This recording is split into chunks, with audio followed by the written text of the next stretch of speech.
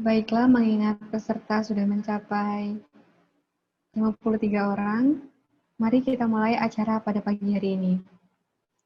Assalamualaikum warahmatullahi wabarakatuh. Selamat pagi dan salam sejahtera bagi kita semua. Yang terhormat, Dekan FMIPA Universitas Jember, Dr. Andes Ahmad Syaifullah MSc PhD.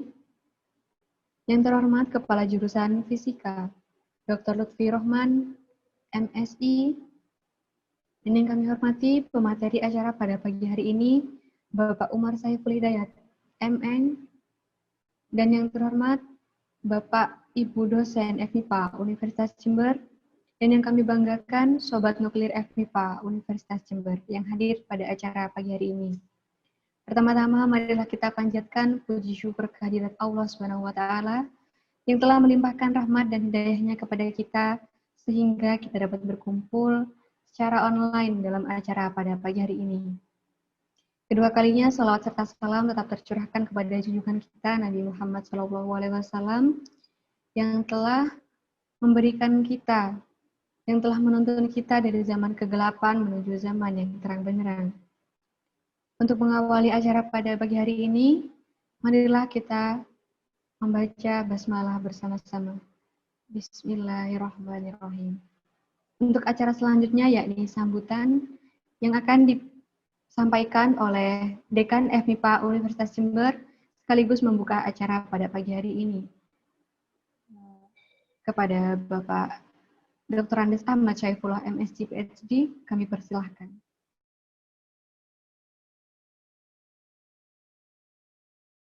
Mengkoordinir acara ini sehingga bisa berlangsung. Nah, sepertinya agak mundur 20 menit acara ini, ya. Saya sampaikan selamat mengikuti kepada para mahasiswa meskipun sudah saya broadcast. Ini kalau kita perhatikan yang mendaftar, yang sedang aktif saat ini sekitar 60-an. Alhamdulillah cukup banyak karena disiapkan dalam waktu yang sangat terbatas. Saya paham itu. Saya mohon Pak Umar kalau misalnya nanti sewaktu-waktu kami hubungi untuk memberikan hal yang mungkin mirip yang masih berhubungan dengan ini.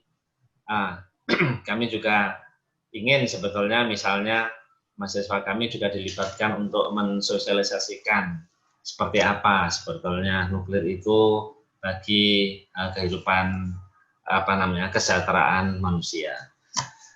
Mungkin itu pengantar dari kami. Marilah kita ikuti kuliah pengantar oleh Pak Umar Saiful Hidayat dari Batan, ya. Mari kita mulai bersama-sama walaupun tadi sudah diawali pembuka acara dengan bismillah. Mari kita awali dengan berdoa dan mudah-mudahan memberikan manfaat bagi kita. Kita bersama-sama kita mulai dengan bismillah. Bismillahirrahmanirrahim. Mudah-mudahan acara berjalan dengan lancar. Saya berharap mahasiswa juga aktif mendengarkan, ya. Anda punya ahlinya juga yang bagi di Jember ada Bu Ratna Sarifah yang mungkin Anda belum sudah tahu juga. Beliau sering berkomunikasi dengan Batan Yogyakarta. Mungkin itu dari kami. Selamat mengikuti. Terima kasih Pak Umar. Terima kasih. Assalamualaikum warahmatullahi wabarakatuh. Waalaikumsalam warahmatullahi wabarakatuh. Terima kasih atas sambutan yang telah disampaikan oleh Bapak Dekan FMIPA Universitas Jember. Untuk acara selanjutnya yakni sesi foto bersama diharapkan kepada semua partisipan yang berada dalam acara pagi hari ini untuk menghidupkan kamera. Kepada yang bertugas mengambil foto, silahkan dihitung Mbak Sabrina biar kita bisa senyum bersama-sama. baik Bu.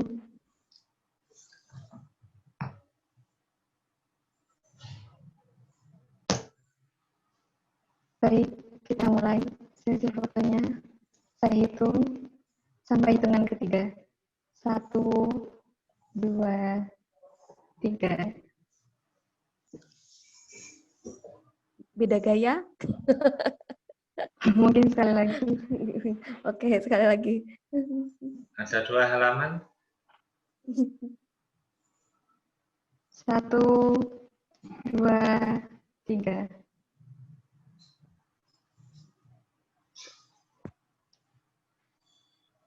Sudah, mungkin untuk sesi fotonya bisa kita akhiri. Untuk selanjutnya memasuki acara inti, akan saya serahkan kepada moderator, namun untuk sebelumnya akan saya bacakan CV dari Ibu Ratna Dewi Syarifah selaku moderator pada pagi hari ini.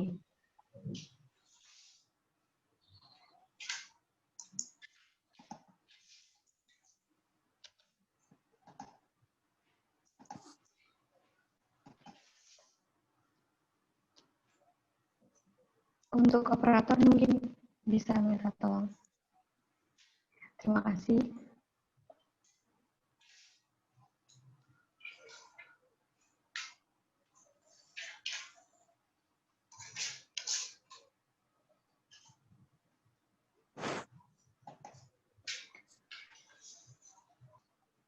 Personal information about Ibu Ratna Dewi Syarifah, asal dari Desa Soditan, KT 05 RW 03, Kecamatan Lasem, Kabupaten Rembang, Jawa Tengah, Indonesia.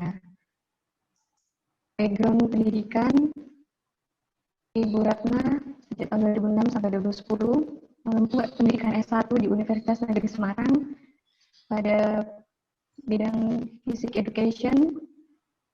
Untuk S2-nya Ibu Ratna Dewi Syarifah pada tahun 2011 sampai 2014 mengambil pendidikan di Institut Teknologi Bandung dan sekaligus double degree program with Aix-Marseille University di Prancis dengan beasiswa di DIP dari Kemendikbud tahun 2011 sampai 2013.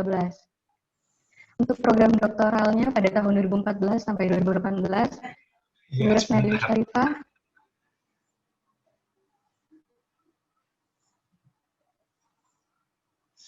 berada di Institut Teknologi Bandung dengan disertasinya berjudul Desain dan Analisis Neutronik Reaktor Daya Nuklir Modular Tipe GFR Gas Cooled Fast Reactor tanpa pengisian ulang bahan bakar dengan beasiswa LPDP dari Kemenku tahun 2014 sampai 2018. Untuk pengalaman kerjanya, sejak Agustus 2018,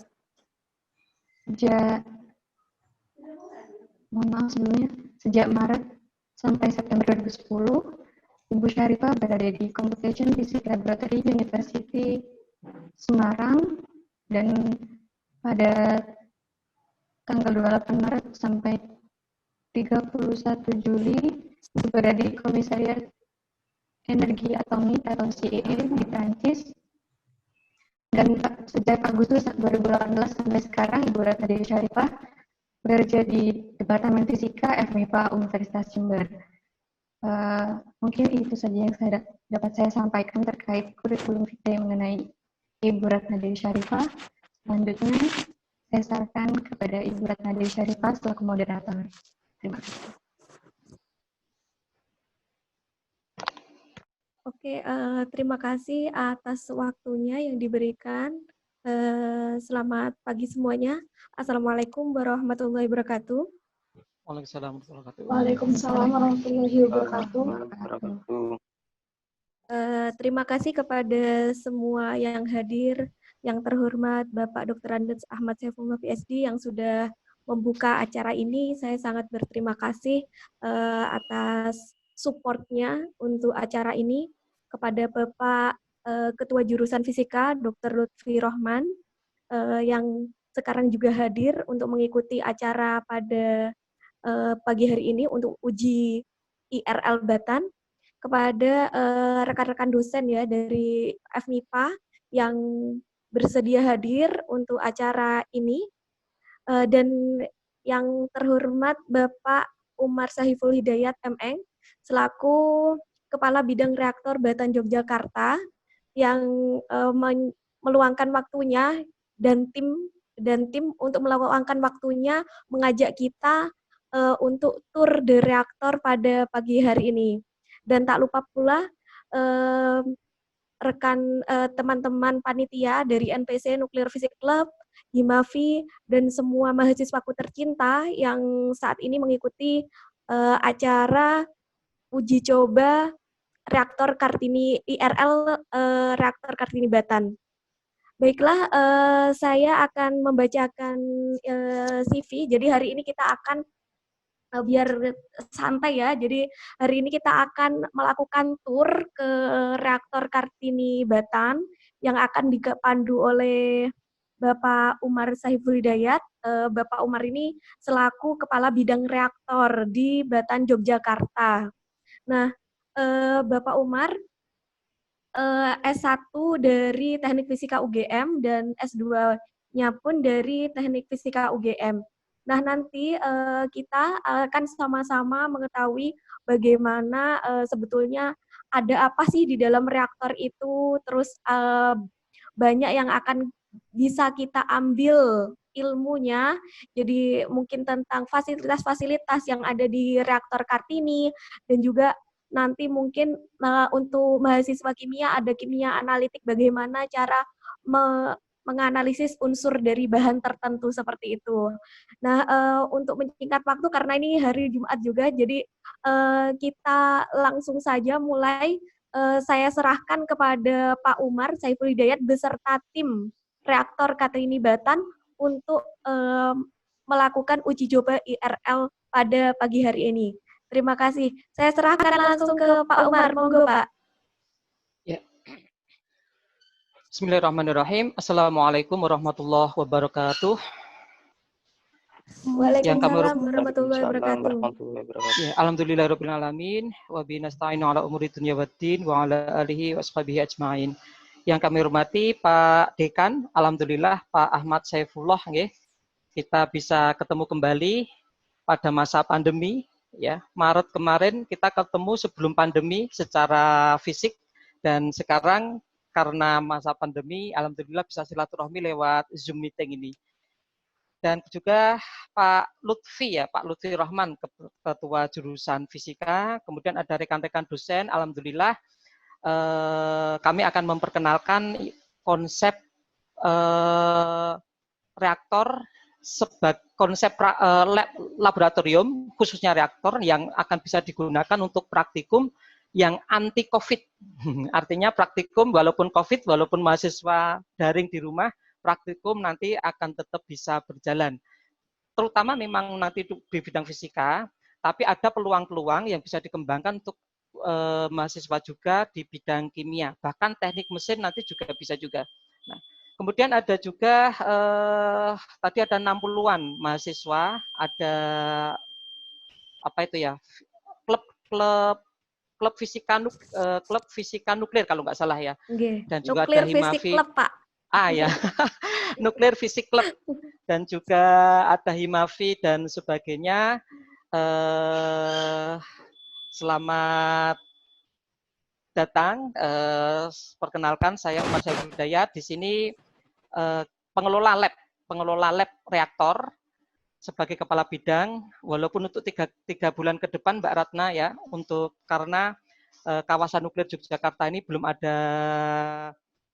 ada kepalanya, maka untuk 3 bulan ke depan, sementara saya juga merangkap untuk kepala nuklir Batan Yogyakarta 3 bulan ke depan. Jadi misalkan MOU dan sebagainya, nanti saya yang langsung tanda tangan. Oh, Masya Allah. Alhamdulillah, selamat Pak. Ya, 3 bulan ke depan aja, sampai ada nanti pejabat definitif yang mengisi di sini. Oke. Ini saya akan bagi menjadi 2 sesi. Sesi yang pertama ada kurang lebih 10 slide aja, 10 slide untuk pengenalan ini, dan sesi berikutnya nanti akan ada tour de reaktor, dan juga nanti kita ajak peserta yang ikut Zoom ini untuk buka website kami, juga akan kami pandu bagaimana cara menggunakan fasilitas di kami. Nah, saya akan share screen.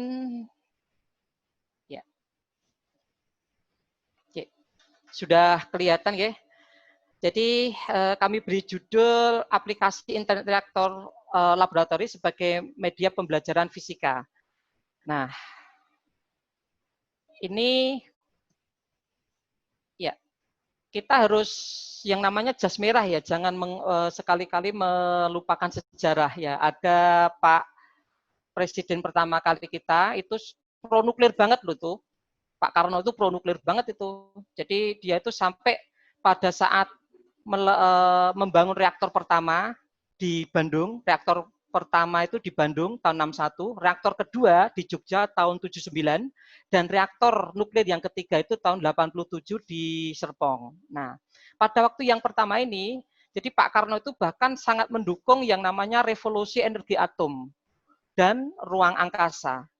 Oleh karena itu, tahun-tahun berikutnya Pak Karno membentuk Badan Tenaga Nuklir Nasional dan juga 8 lembaga antariksa dan penerbangan itu ya. Nah, jadi memang sejak awal cita-cita besar founding father kita itu memang sudah visioner, yakni untuk mengembangkan energi nuklir ini.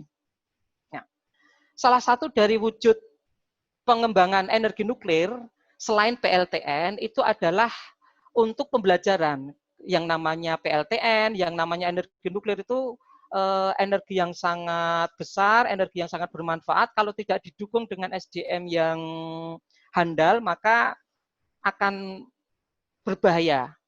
Oleh karena itu, tahun 79 itu reaktor Kartini ini berdiri di Yogyakarta sebagai kota pelajar, yang mulai saat itu tetap digunakan oleh praktikum mahasiswa teknik nuklir UGM.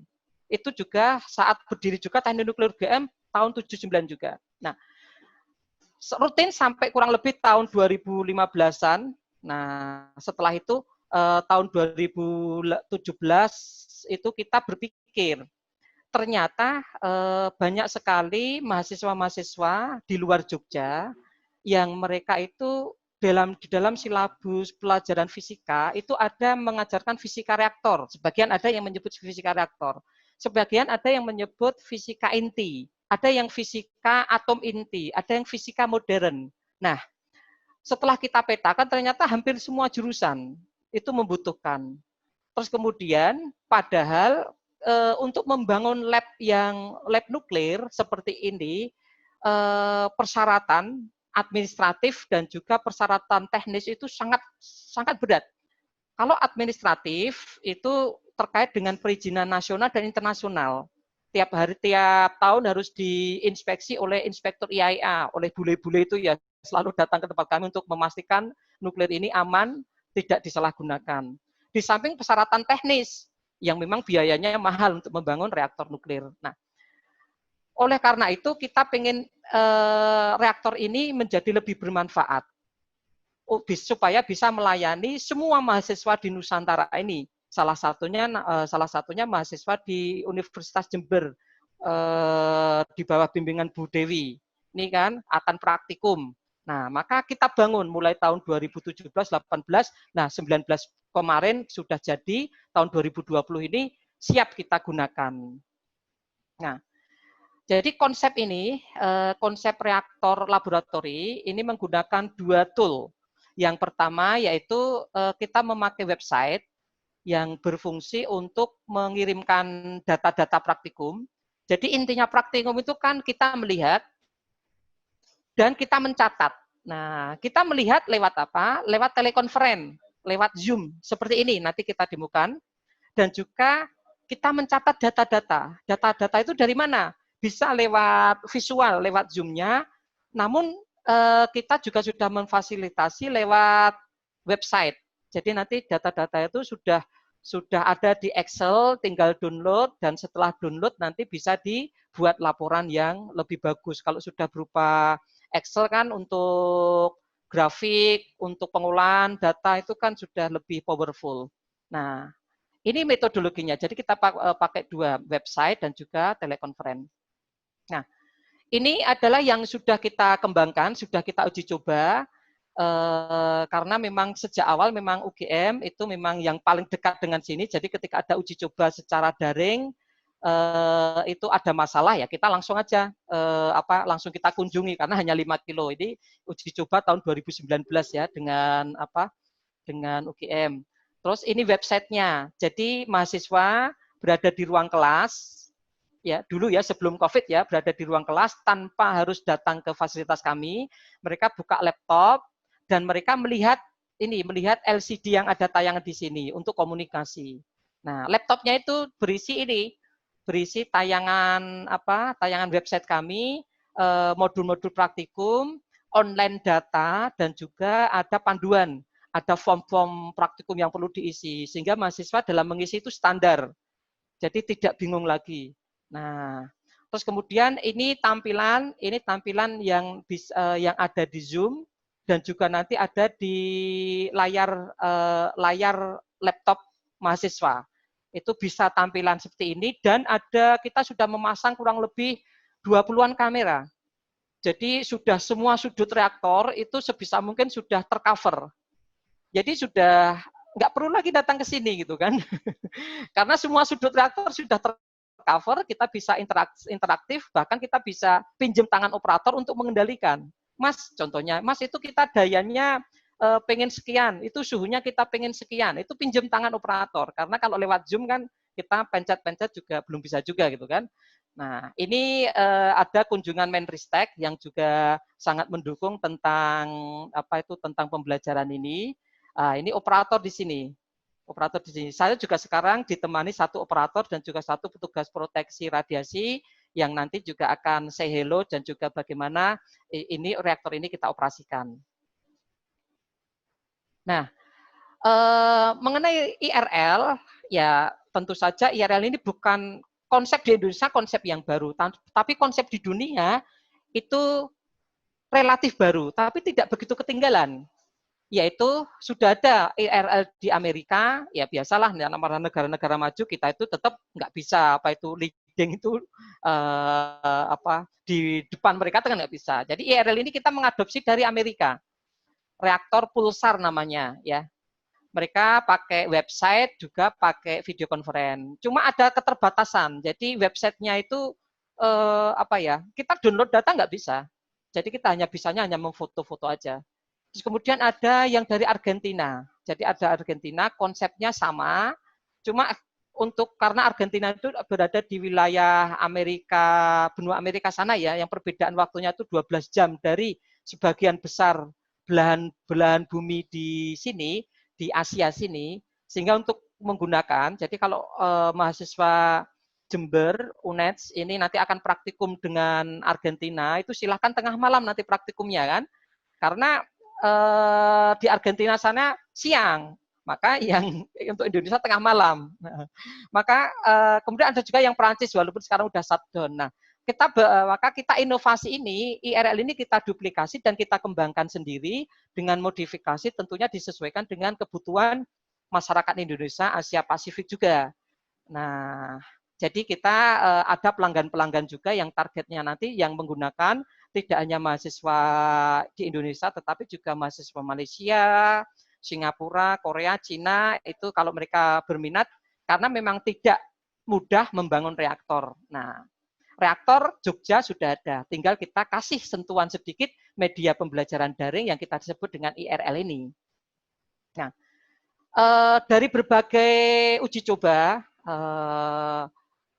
yang sudah uji coba itu kemudian mereka sudah praktikum seperti UGM, walaupun dekat lama-lama udah lama kami daring aja gitu kan. Nah, terus kemudian yang ini ada di Aceh ya, Aceh itu tahun kemarin udah uji coba dan sudah praktikum juga.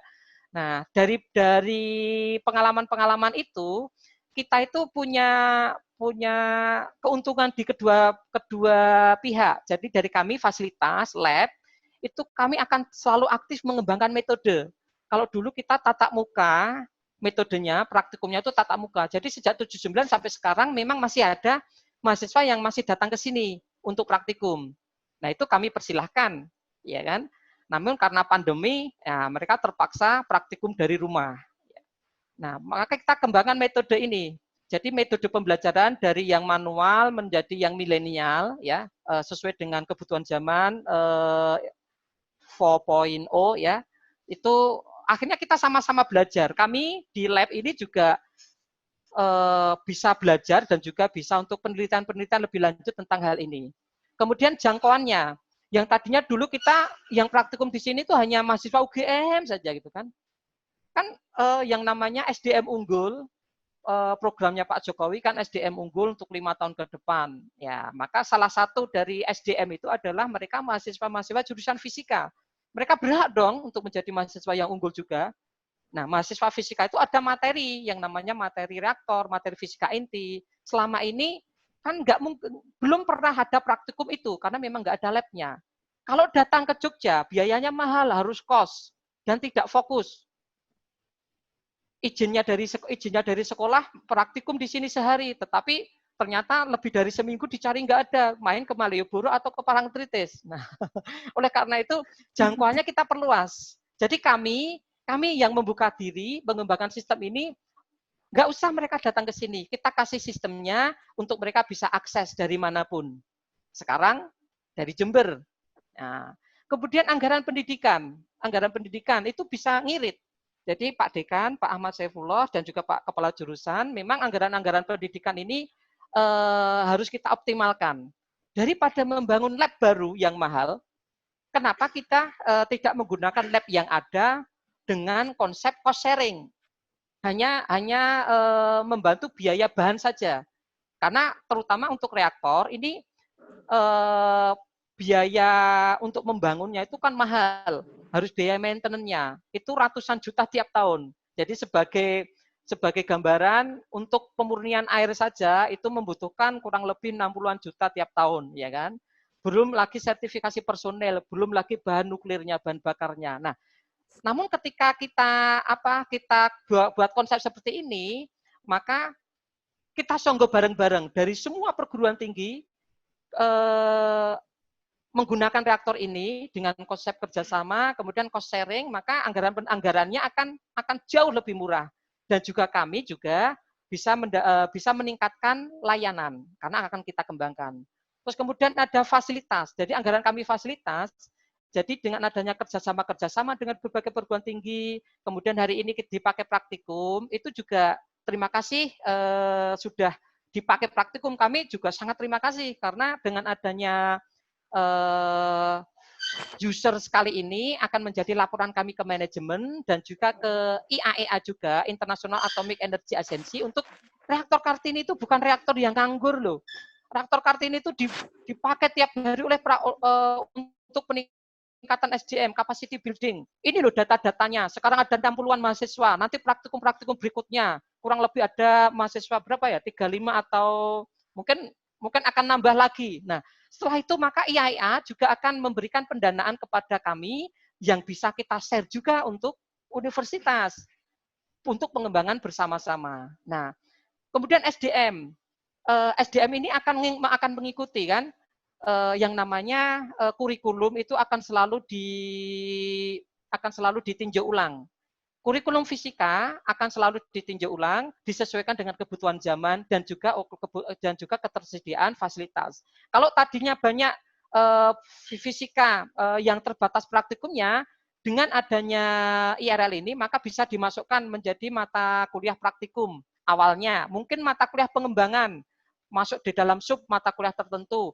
Kedepannya muncul mata kuliah tersendiri dan kedepannya juga bisa muncul nuklir engineering tersendiri atau apapun, itu tergantung dari kebutuhan universitas dan juga jurusan. Nah, ini kita SDM ini akan berkembang.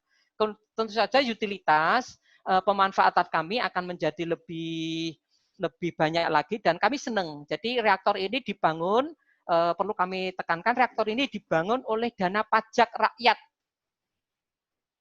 yang dibiayai oleh pajak dari rakyat, termasuk kita semua, mahasiswa semua.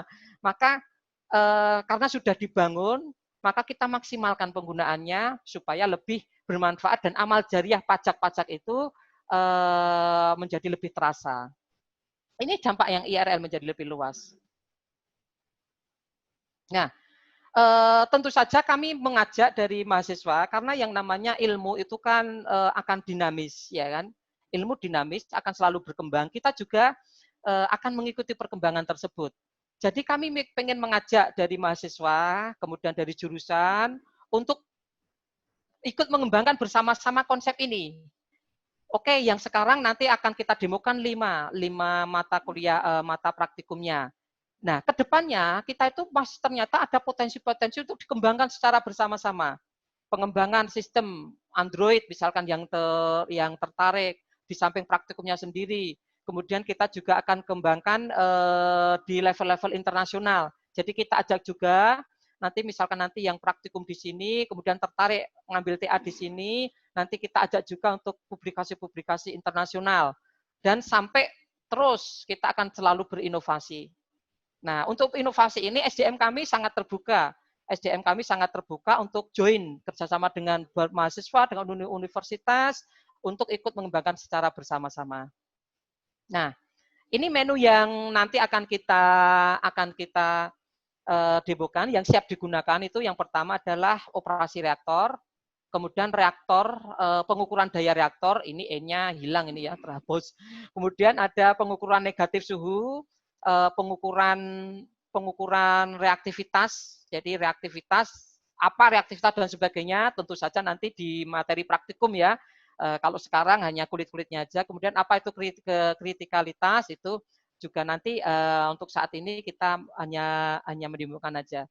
Nah, pengembangannya ternyata melihat dari uji coba dari kemarin tahun 2019 itu ternyata mereka mengusulkan beberapa menu yang bisa kita fasilitasi. Nah, harapan kami juga setelah uji coba dengan UNED Jember ini, terus kemudian nanti bahkan praktikum dengan UNED, kemudian mereka juga, oh ternyata kami ini bisa dikembangkan.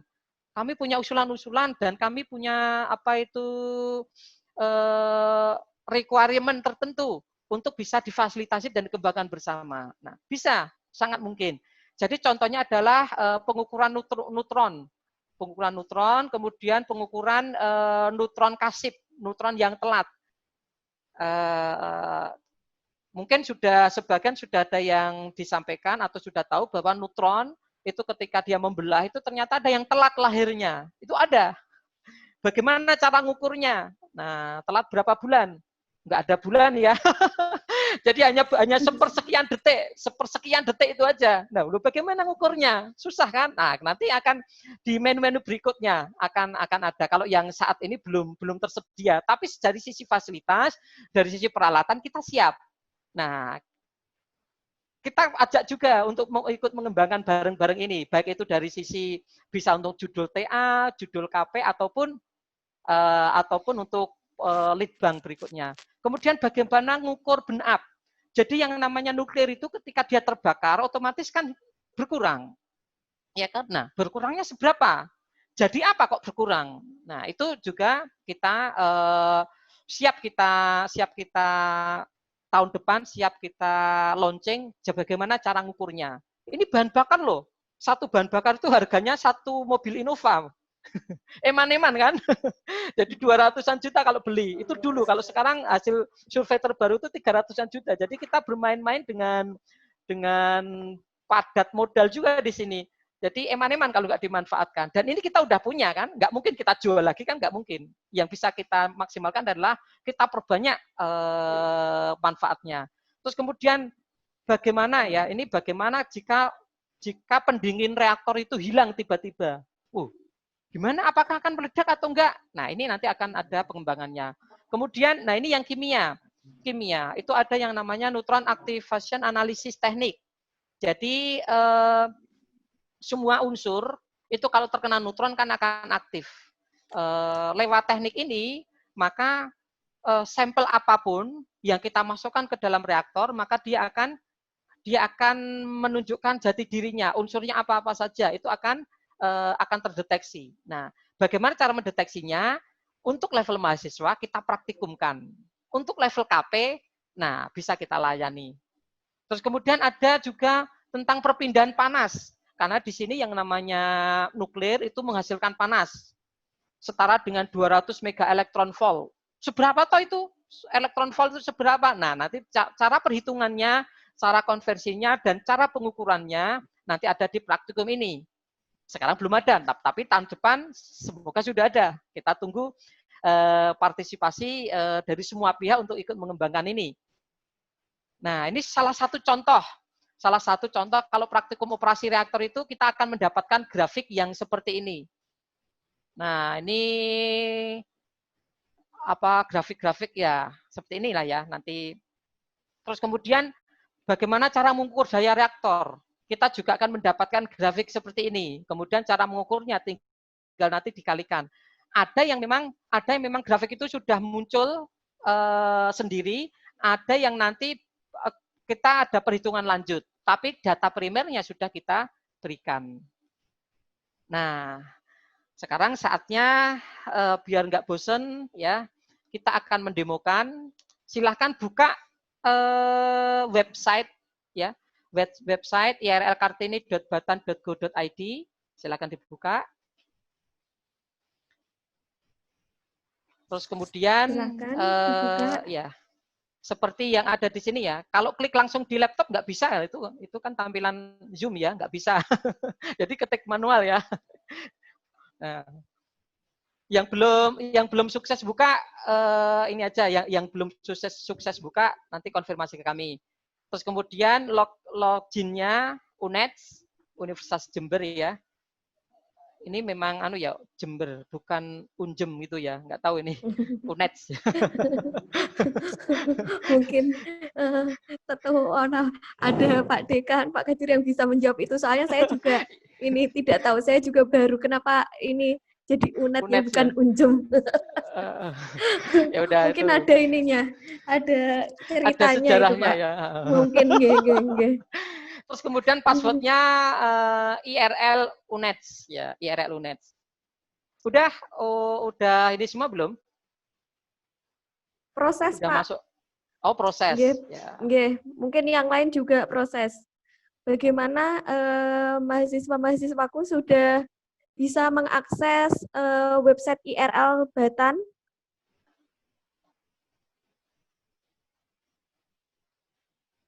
Oh, ada yang sudah bilang sampun bisa. Oke, ya udah. Sedang proses ini, sepertinya, ya, Pak. Silahkan ini di screenshot aja dulu sebagai nanti, karena ini akan segera saya tutup dan saya akan tampilkan yang lainnya.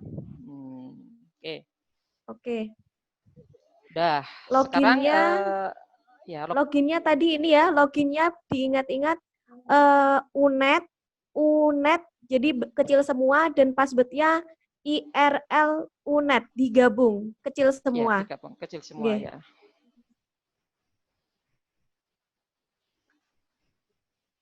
Terus kemudian sekarang saya akan perkenalkan yang akan memandu di sini. Ya. Jadi mohon yang akun Zoom saya itu di pin ya. Kita masih ya tampilannya kan hanya kecil kan, kalau di pins itu nanti akan gede. Udah di pins udah lebih gede, udah tampil di tengah. Karena kalau saya share screen lewat share screen terus lewat tampilan ini belum sukses gitu loh ya. Yang ya kamera.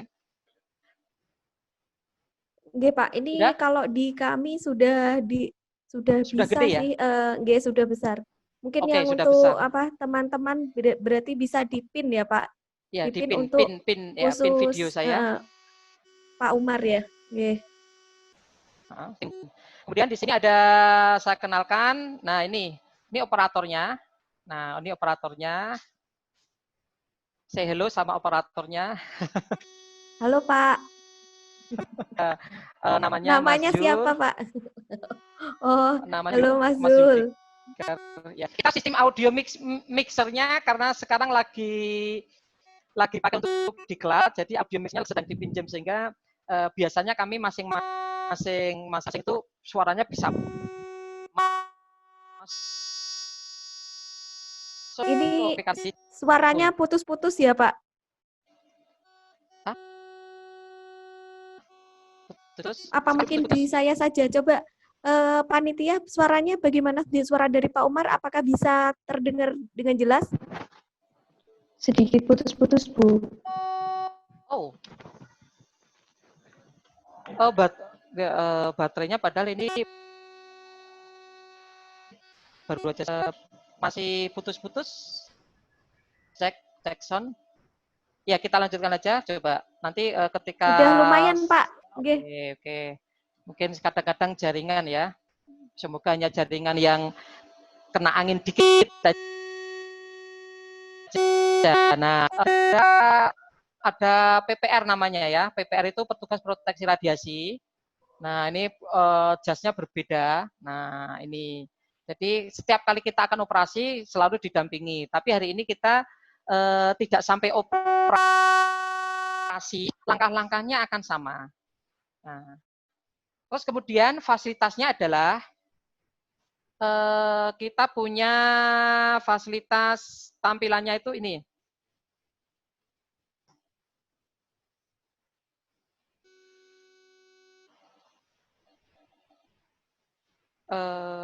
Oh ya deh, ini. Diklik yang, nah ya ini dulu. Nah ini reaktornya yang akan ini adalah panel yang biasa biasa dilihat oleh operator. Mahasiswa ketika praktikum dari Jogja melihatnya juga ini di depan di depan yang ini. Sekarang kalau di Jember sana laptop masing-masing tampilan seperti ini kan sama aja kan ya enggak. Mohon maaf Pak, terputus ya? lagi suaranya. Aduh, terputus lagi ya. Sebentar ya. Sebentar kita cari yang kedua.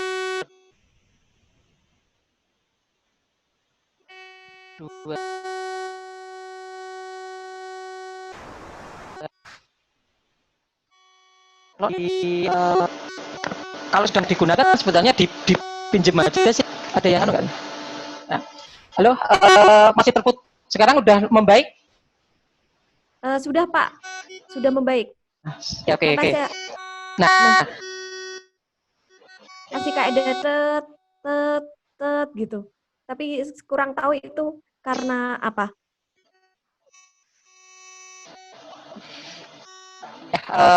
Kemudian ada juga kita yang ini.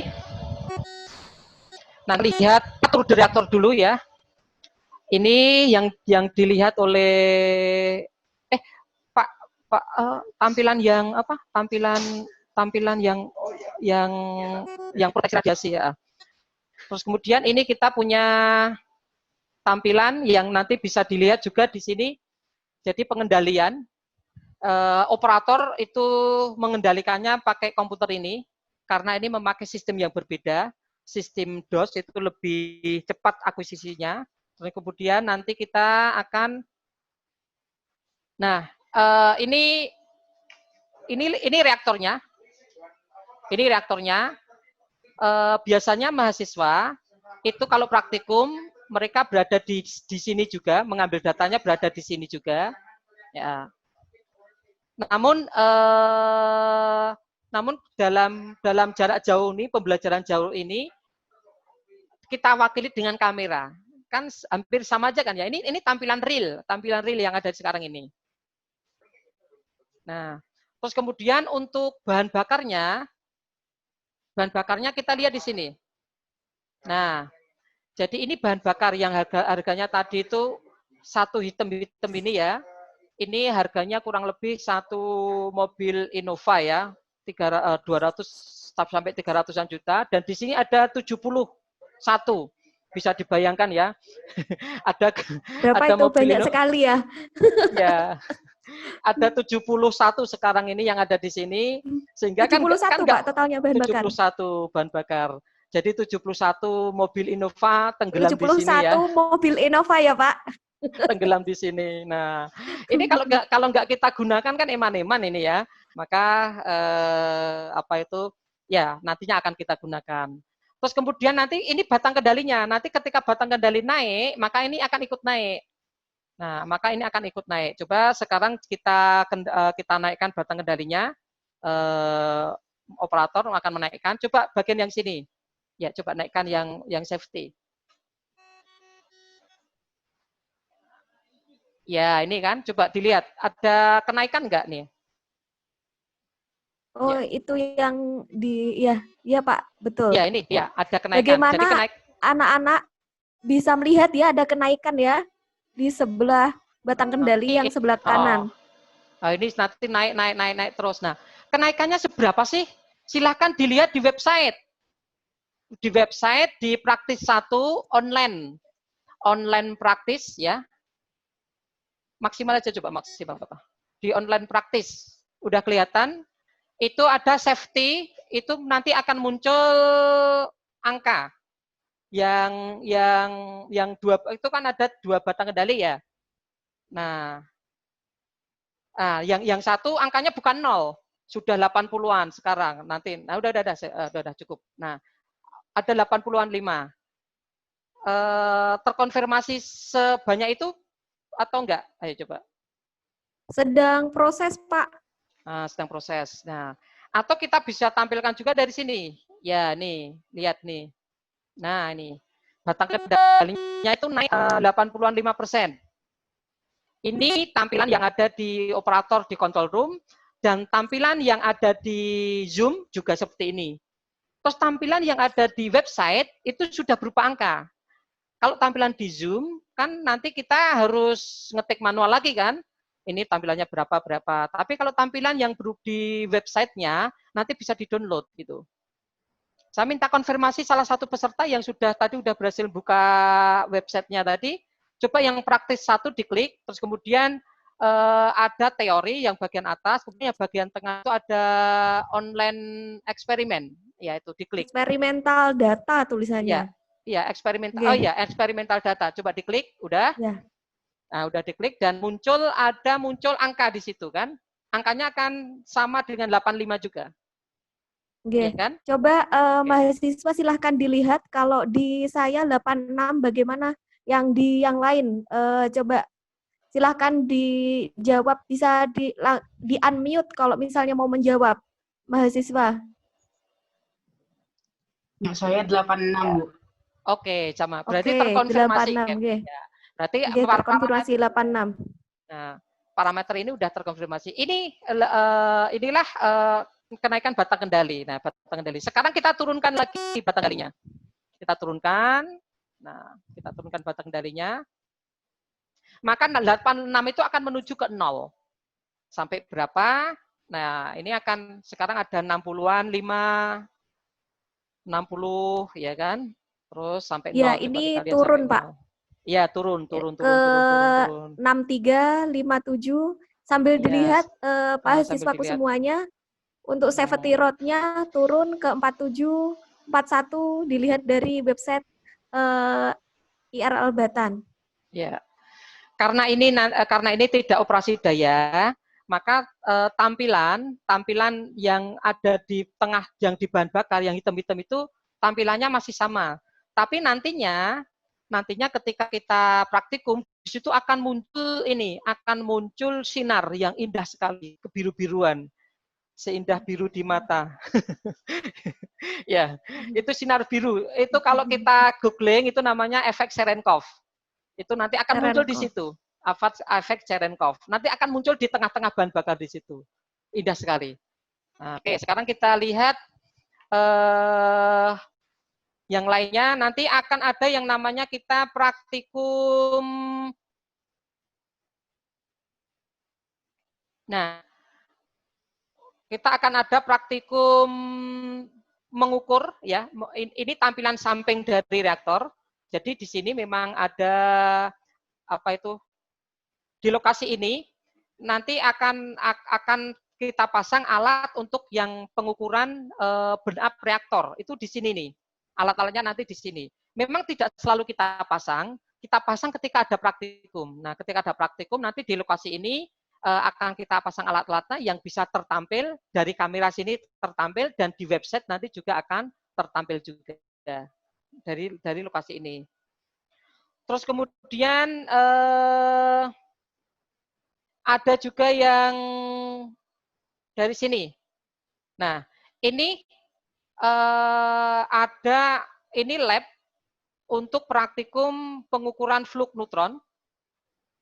Praktikum untuk pengukuran flux neutron, terus kemudian bisa Ya, alat-alatnya seperti ini. Alat untuk mencacah neutronnya ada di sini, ya. Nah, di sini ya alatnya. Ini untuk mengukur flux neutron. Nanti ini tertampil di komputer ini. Nah, komputer ini akan terlihat seperti ini.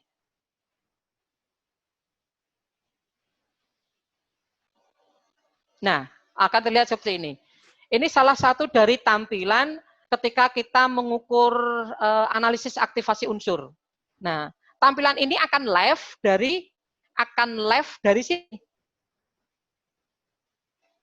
Ya, akan live dari sini.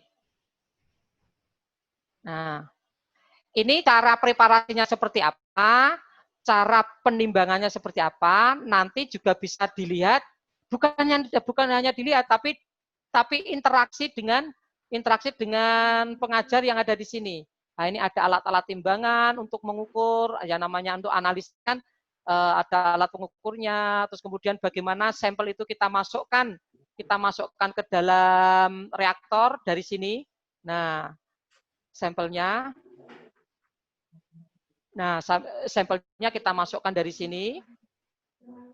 Setelah kita masukkan dari sini, nanti akan masuk ke reaktor, ke yang tadi di tengah-tengah bahan bakar tadi.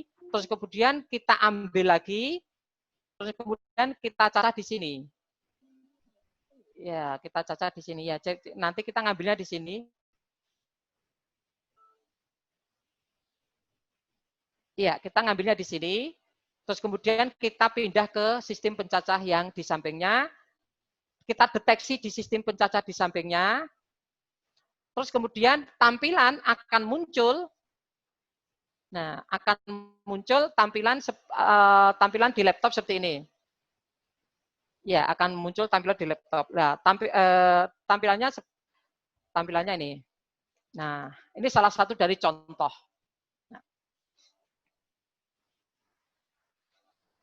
Oke, sekarang ini yang mengenai untuk fasilitas-fasilitas kami ya, fasilitas kami. Terus kemudian ketika kita mengoperasikan reaktor, maka ada parameter-parameter yang perlu kita catat. Nah, parameter-parameter tersebut sebagai gantinya kita ke lapangan, kita akan catat. Di sini ada laju alirnya, di sini ada suhunya. Walaupun kalau kurang jelas suhunya ini suhunya seperti apa, laju alirnya berapa, bisa kita lihat di sini. Ya, bisa kita lihat di sini. Coba sekarang kita lihat konfirmasi untuk laju alir yang ini kan ada 700-an ya. Itu di website juga sudah tampil tuh. Coba berapa itu yang di website? Ada nggak yang angka sekitar 700-an? Coba mahasiswa dilihat website IRL Kartini Batan yang masih di praktis 1 eksperimental data. Eksperimental data ya. Nah, itu sebelah bawah kanan. Itu ada namanya primary water flow rate dan secondary water flow rate. Nah, itu kalau kita lihat primary water flow rate-nya posisi 794 sekian. LPM itu apa nggih, Pak?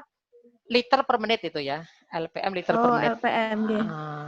Jadi coba bayangin itu ada aliran yang 700-an liter per menit, itu kalau untuk mandi udah seberapa itu kan. Tapi ini karena persyaratan ya, dan listrik yang untuk digunakan untuk ini udah berapa aja kan. Nah, ini juga tertampil di Zoom ya kan, yang Zoom yang sudah dipin oleh mahasiswa tampil. Kelihatan ya, jadi antara tampilan yang ada di Zoom dengan tampilan yang ada di website itu sama. Dan mahasiswa ketika nanti mencatatnya itu kelupaan mencatat, nggak masalah, karena nanti di akhir praktikum nanti bisa di-download data-datanya. Nah, dan untuk suhu bahan bakar itu sekarang 30 atau 31. Di website juga ada sebanyak itu juga. Nah, namun nanti ketika reaktor beroperasi itu suhunya akan kurang lebih 140-an. Nah, itu nanti akan bisa kita praktikumkan. Nah, terus kemudian ada satu lagi besaran, ini ada besaran-besaran suhu yang di situ juga sudah ada mengenai mana suhunya, mana tentu saja ini adalah baru tur ya. Setelah tur kan nanti praktikum lah. Ketika pas praktikum mencatat maka akan penjiwaannya akan lebih maksimal. Sekarang saya perlihatkan dulu masalah ini.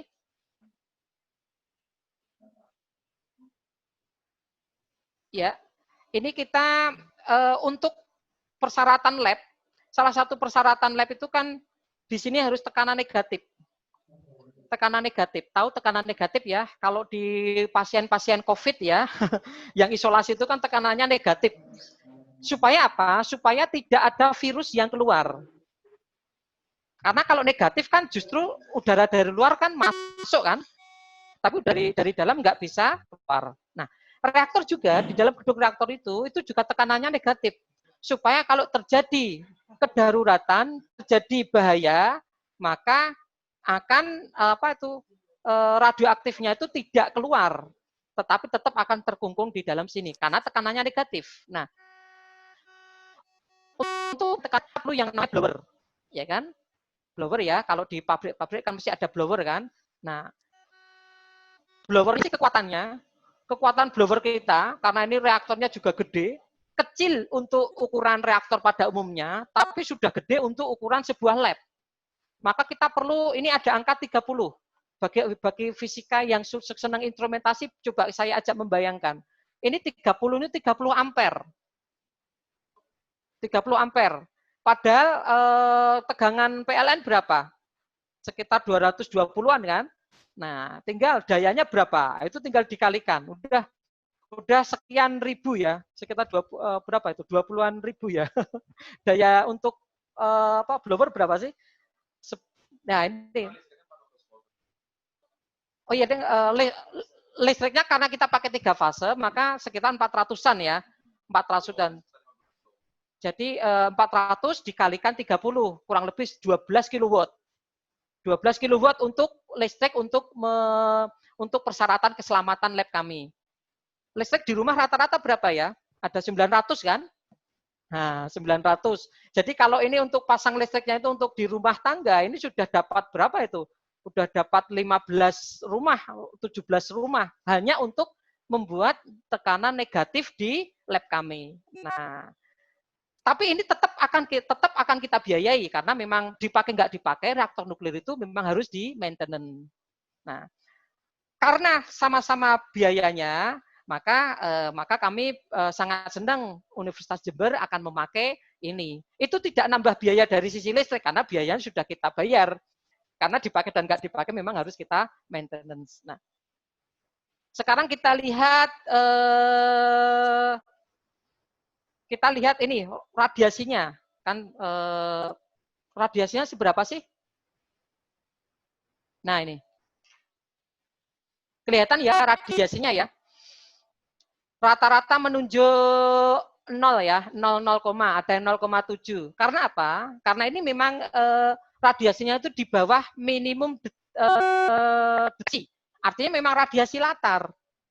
Artinya sekarang reaktor karena tidak dioperasikan, maka tengah itu loh ya, yang bagian paling tengah, itu kan di atas itu kan 0,01, sekarang berapa itu kan 1, 2, 3, nomor 4-nya itu lagi maintenance, nomor 4 dan 5 lagi maintenance, dan kemudian yang paling bawah. Nah, yang tengah itu nunjuk 0,00 itu adalah di bagian reaktornya, di bagian atas kolam reaktor.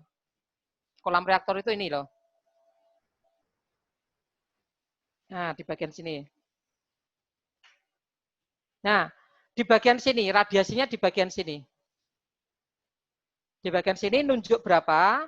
Ini nunjuk 0,00. Artinya memang sekarang reaktor tidak sedang beroperasi sehingga radiasinya radiasi latar. Ingat radiasi latar. Radiasi latar itu alat ini dibawa ke Jember sana ya sama aja. Dibawa ke Bromo sana juga nunjuknya akan sama karena ada radiasi latar. Namun ketika reaktor akan dioperasikan, maka nanti yang di tengah ini radiasinya akan ikut naik. terus nanti ada radiasi dong Mas. Iya, iya karena memang radiasi itulah yang kita cari. Ketika reaktor dioperasikan kok nggak ada radiasi, berarti ada sesuatu yang salah, berarti ada sesuatu yang rusak. Entah itu alat deteksinya, ataupun memang batang kendalinya nggak naik, ataupun memang bahan bakarnya nggak ada. Kalau bahan bakarnya nggak ada, kita bisa digantung karena bahan bakar ini diawasi secara internasional juga.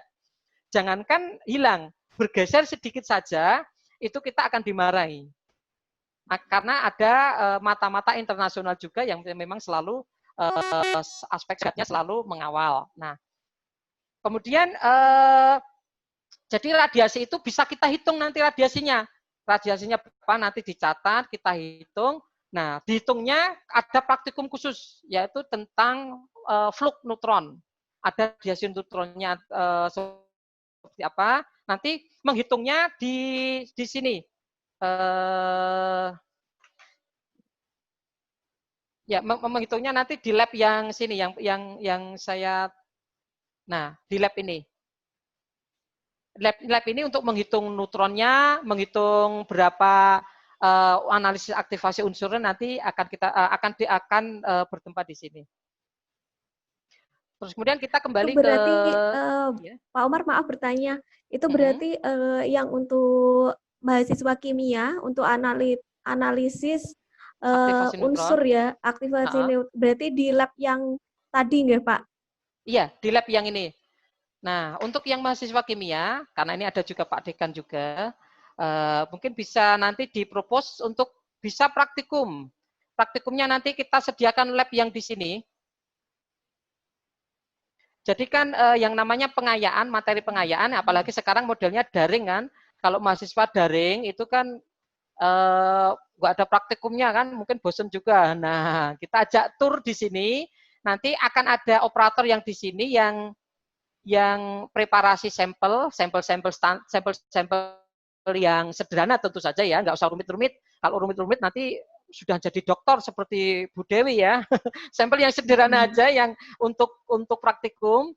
Kemudian nanti kita preparasi di sini. Kemudian kita nanti masukkan ke teras dari ruangan ini. Terus kemudian kita deteksi dan juga pembahasan dari ruangan ini. Jadi nanti operator nanti pembimbingnya nanti ada di kursi sini. Kalau pas praktikum NAA. Seperti itu, Bu. Nah, oke, kalau yang praktikum yang lainnya, ya praktikum yang lainnya pembimbingnya ada di sini. Nah, kalau yang praktikum lainnya itu pembimbingnya ada di ruangan ini. Nah. Terus kemudian kita ajak lagi ke bagian ya, yang belum di bagian Oke, ada satu praktikum yang praktikum praktis 5, praktikum criticality. Itu nanti kita akan mengambil bahan bakar, Bu. Coba kita bermain-main dengan uranium. Ini praktikum yang effortnya memang sangat tinggi, besar ya? Sangat besar ya.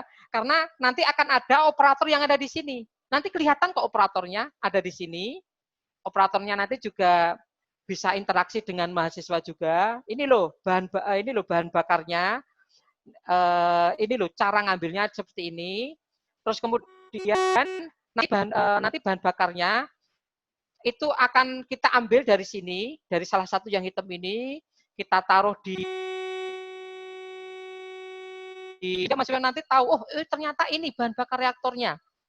Terus ketika kita kembalikan, itu proses pengembaliannya mahasiswa itu juga tahu. Kalau mahasiswa datang ke sini, mereka melihatnya dari sini. Nah, berada di sekeliling sini. Namun ketika dari daring malah akan lebih jelas lagi. Karena kita bantu kamera yang setengah nyilem ini, Bu. Untuk di air nih. Iya. Oh iya. Ya, jadi udah di atas ya, di atas air pas ya Pak itu ya kameranya. Iya, di atas air pas. Sudah tampilannya udah lebih bagus daripada yang Maret kemarin kan? Iya. Ya, lebih bening Pak sekarang. Iya, lebih jernih nih kan.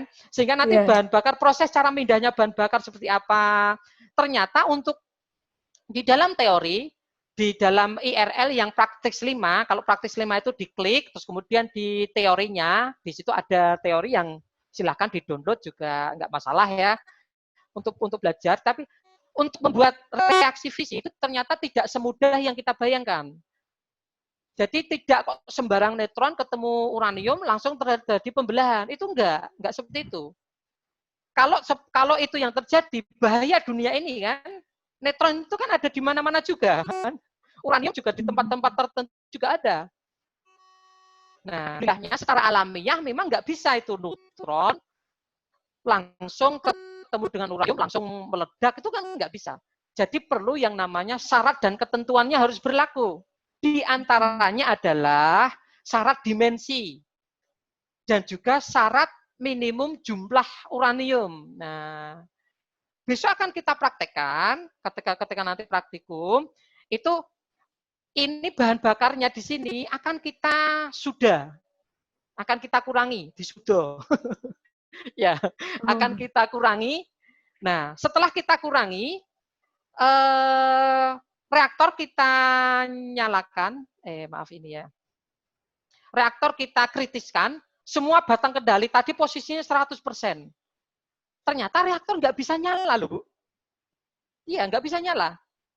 Berarti berarti tidak selamanya neutron ketemu dengan uranium itu langsung terjadi reaksi fisik. Ya. Tadi yang kita keluarkan di sini, nah, yang kita keluarkan di sini cuma bahan bakar loh, ya, hanya beberapa. Itu sudah tidak cukup untuk membuat reaktor itu kritis berfisi.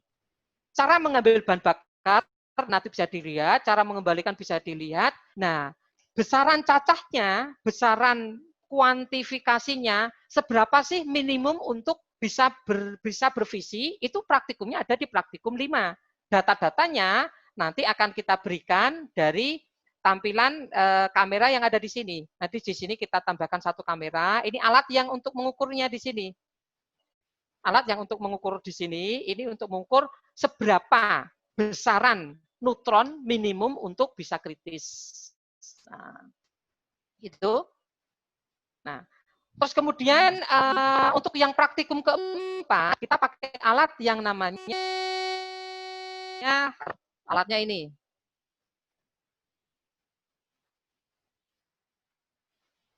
Nah, ini alatnya reactivity computer.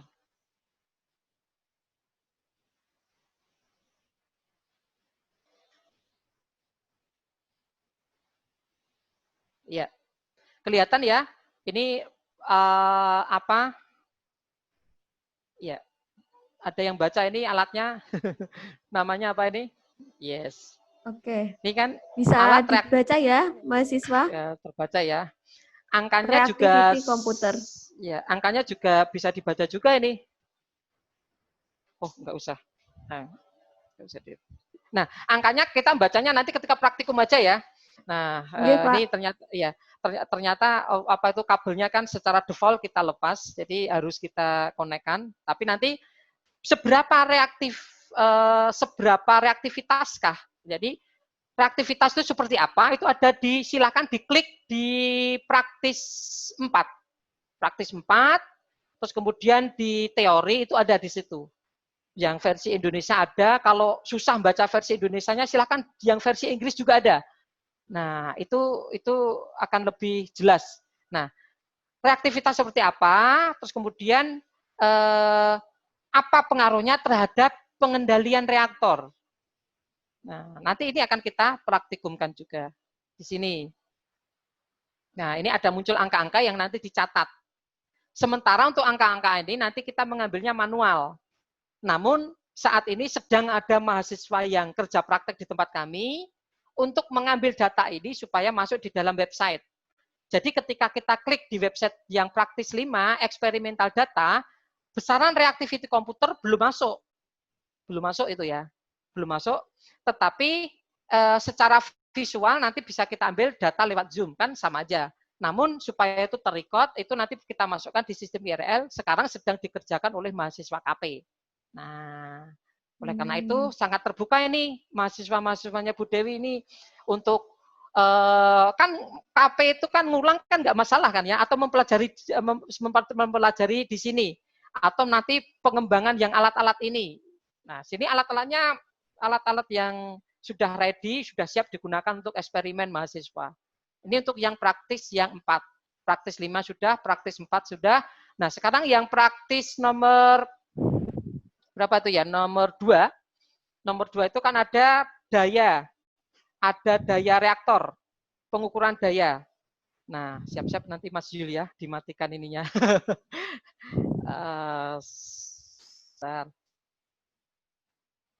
Coba lihat di sini.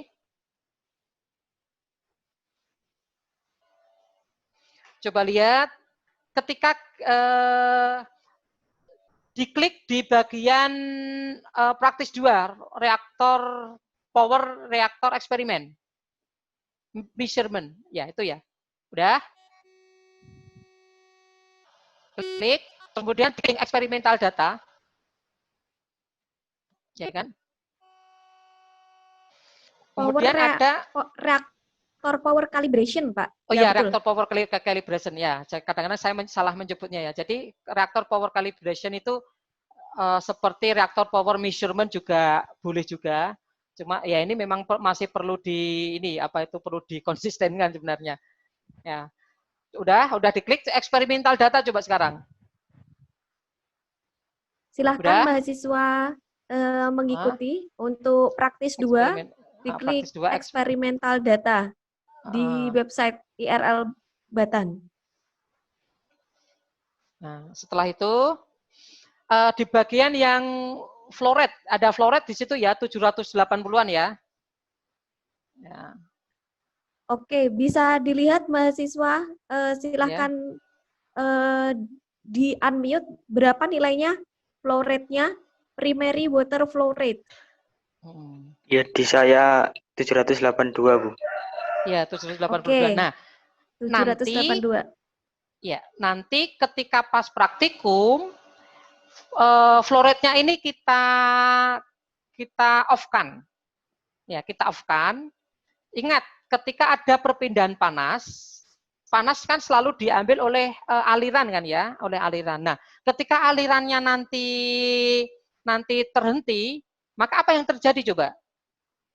Panasnya akan naik kan? Ya, akan naik. Nah, kenaikan panas itulah setara dengan daya reaktor. Kalau naiknya cepat berarti dayanya besar. Kalau naiknya lambat berarti dayanya kecil. Nah, nanti pas praktikum ini akan kita matikan. Coba sekarang kita akan kita matikan. Coba lihat pelan-pelan. Silakan dilihat di Zoom juga. Kalau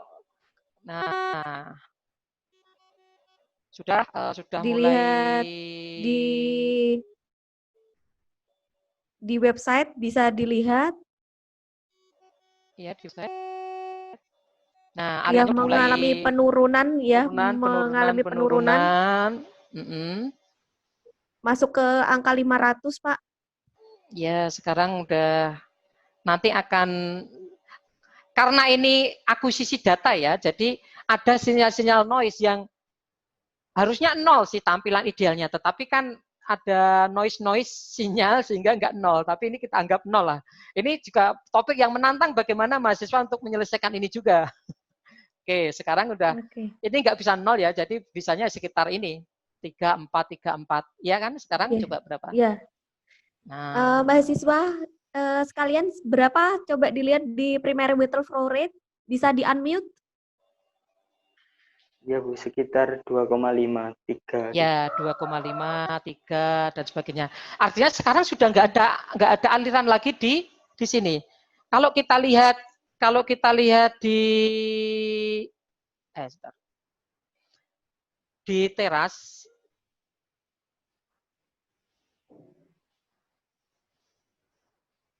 ya, ini sudah lebih tenang ini. Goyangan-goyangan airnya itu menjadi lebih tenang. Nah, karena sini nggak ada aliran yang ada di sana. Tadi kan ada aliran yang di tengah-tengah tadi. Nah, Nah, ketika kita praktikum yang nomor 2, maka mulai saat ini daya itu akan naik. Nah, dayanya itu akan naik. Maaf, apa itu temperaturnya? Temperatur di bagian, ya nanti kita pasang kamera juga untuk bisa diamati. Juga di bagian, primer ya. Ya, di bagian primer. Di bagian primer ini dayanya akan, maaf, ATR. Di situ akan naik. Di website sudah ada kan besaran ATR di situ, temperaturnya. Kan ada, sekarang tertunjuk kurang lebih 28-an ya. Oke, Pak. Nah, namanya iya. reaktor water tank temperatur. Iya, reaktor water tank temperatur. Di situ nanti akan naik seperti grafik yang tadi saya tampilkan. Nah, kenaikan itu akan setara dengan daya. Dari rumus secara umum, Q sama dengan MC delta T kan. Nah, Q panas persatuan waktu itu kan daya kan. Nah, itu nanti dihitung ya, mahasiswa menghitung-hitung yang tidak terlalu rumit, ada barangnya kan senang juga, dan nanti bisa dibentuk sebagai Excel. Nah, seperti itu. Coba sekarang kita nyalakan lagi primernya. Sekarang dilihat di Nah, dilihat di tampilan ini juga, tampilan di website. Nah, akan naik. Ya.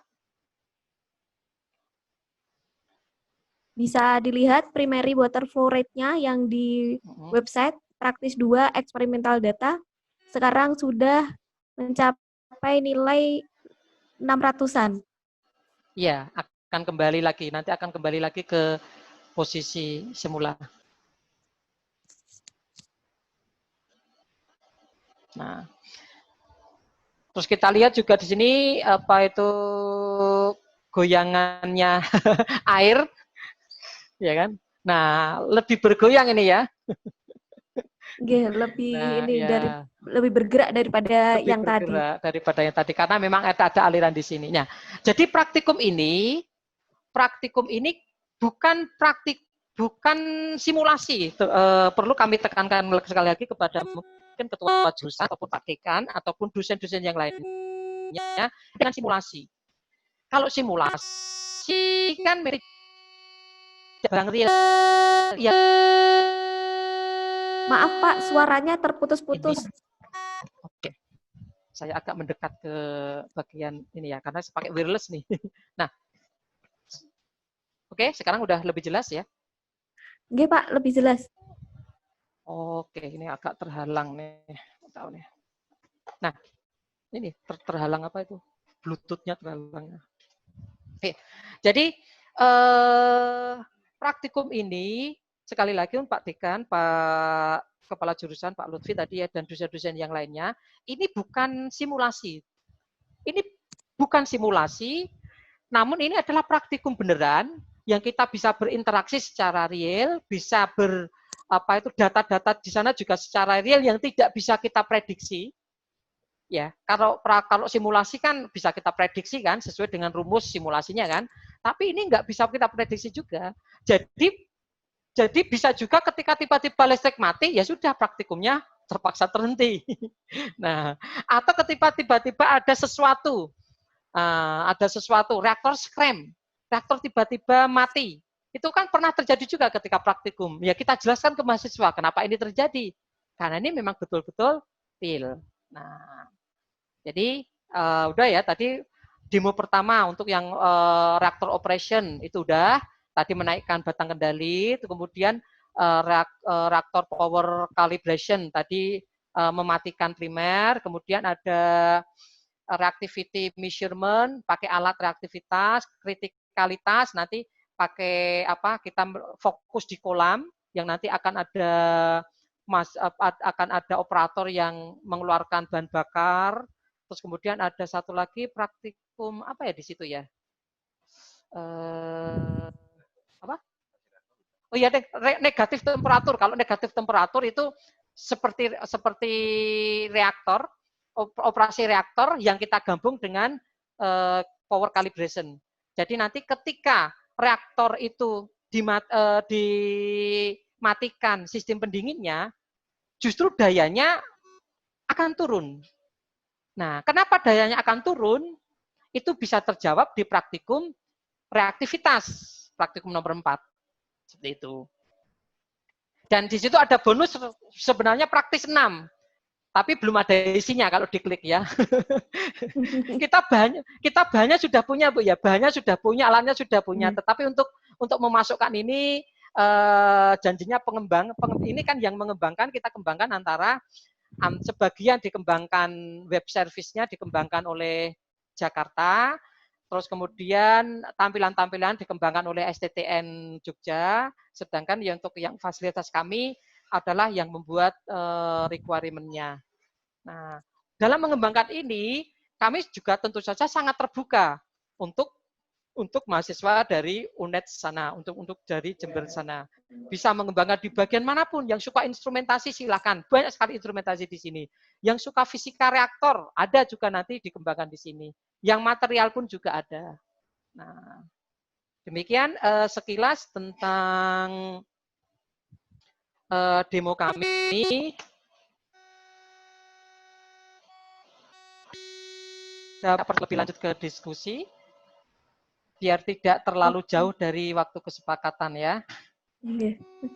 Oke, terima kasih atas penjelasannya yang insya Allah sangat-sangat jelas bagi kami, Pak Umar dan tim. Kita buka sesi diskusi, silahkan bagi mahasiswa maupun Bapak Ibu dosen yang ingin bertanya, langsung bisa unmute, langsung bisa bertanya dengan Pak Umar langsung, biar bisa langsung sesi tanya jawabnya seperti itu. Monggo bisa di-unmute.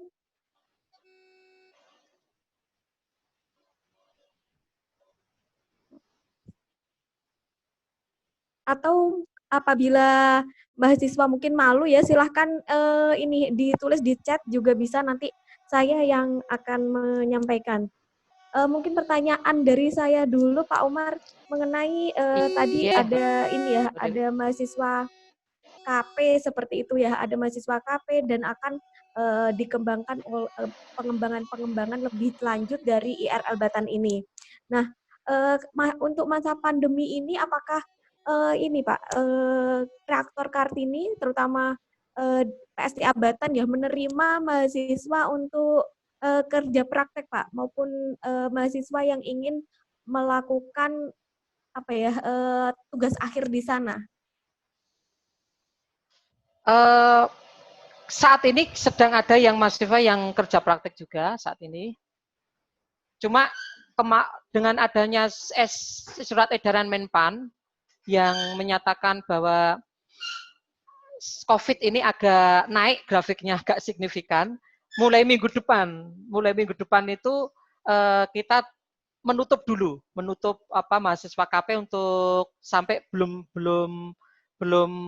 batas waktunya, masih menunggu surat edaran berikutnya. Tapi sekarang ini yang sudah masuk sekarang ini ya sedang ada dengan kapasitas separuh dari kapasitas. Biasanya teman-teman di sini satu staf bisa membimbing 4, 5, ya sekarang membimbingnya maksimal hanya 2. Jadi kalau kemarin-kemarin ada, sekarang pun masih ada. Tapi untuk yang ke depan mungkin Oktober November bukan kebijakan menurut edaran dari Menpan, maka sementara baru kita tutup. Semoga COVID segera berakhir dan tahun depan kita bisa buka lagi. Itu Mbak Ratna, Mbak Dewi ya. Oke, terima kasih Pak Umar atas ini, semoga juga kita ya menanti semoga COVID-nya segera, pandemi ini segera berakhir, dan kita apabila ada mahasiswa yang pengen main-main melihat langsung ke Jogja mungkin bisa mampir ya ke reaktor Kartini Batan. Ya. Barangkali ada pertanyaan dari yang lain, silahkan boleh langsung unmute atau boleh lewat chat. Silahkan. Saya ingin bertanya, Bu. Oh ya, mangga, silahkan Mas atau Mbak ini.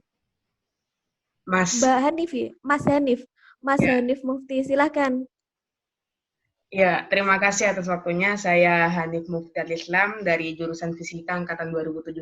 Saya ingin bertanya yang pertama, tadi saya di tengah-tengah acara sangat bertanya-tanya mengenai yang kolam itu ya. Kolam itu sebenarnya dia itu kan air, terus air itu merepresentasikan indikator apa ya Pak ya sebenarnya? Mohon dijelaskan, mungkin saya juga lupa ya mungkin ya. Dan Oke, Iya. silakan. ya, Nggih, nggih. terus Monggo Pak Umar. ada Oke. juga ya. Udah itu aja atau ada yang lain lagi? Air ya, fungsi air ini ya. Ada lagi Pak. Ya, Eh, coba. dari Kartini sendiri untuk pengembangan di bagian material itu sebenarnya pengembangan material di apanya Pak? Terima kasih. Iya. Untuk yang air ya, fungsi utama dari air itu adalah sebagai moderator. Artinya kalau tidak ada air, reaksi fisi malah nggak bisa berlangsung.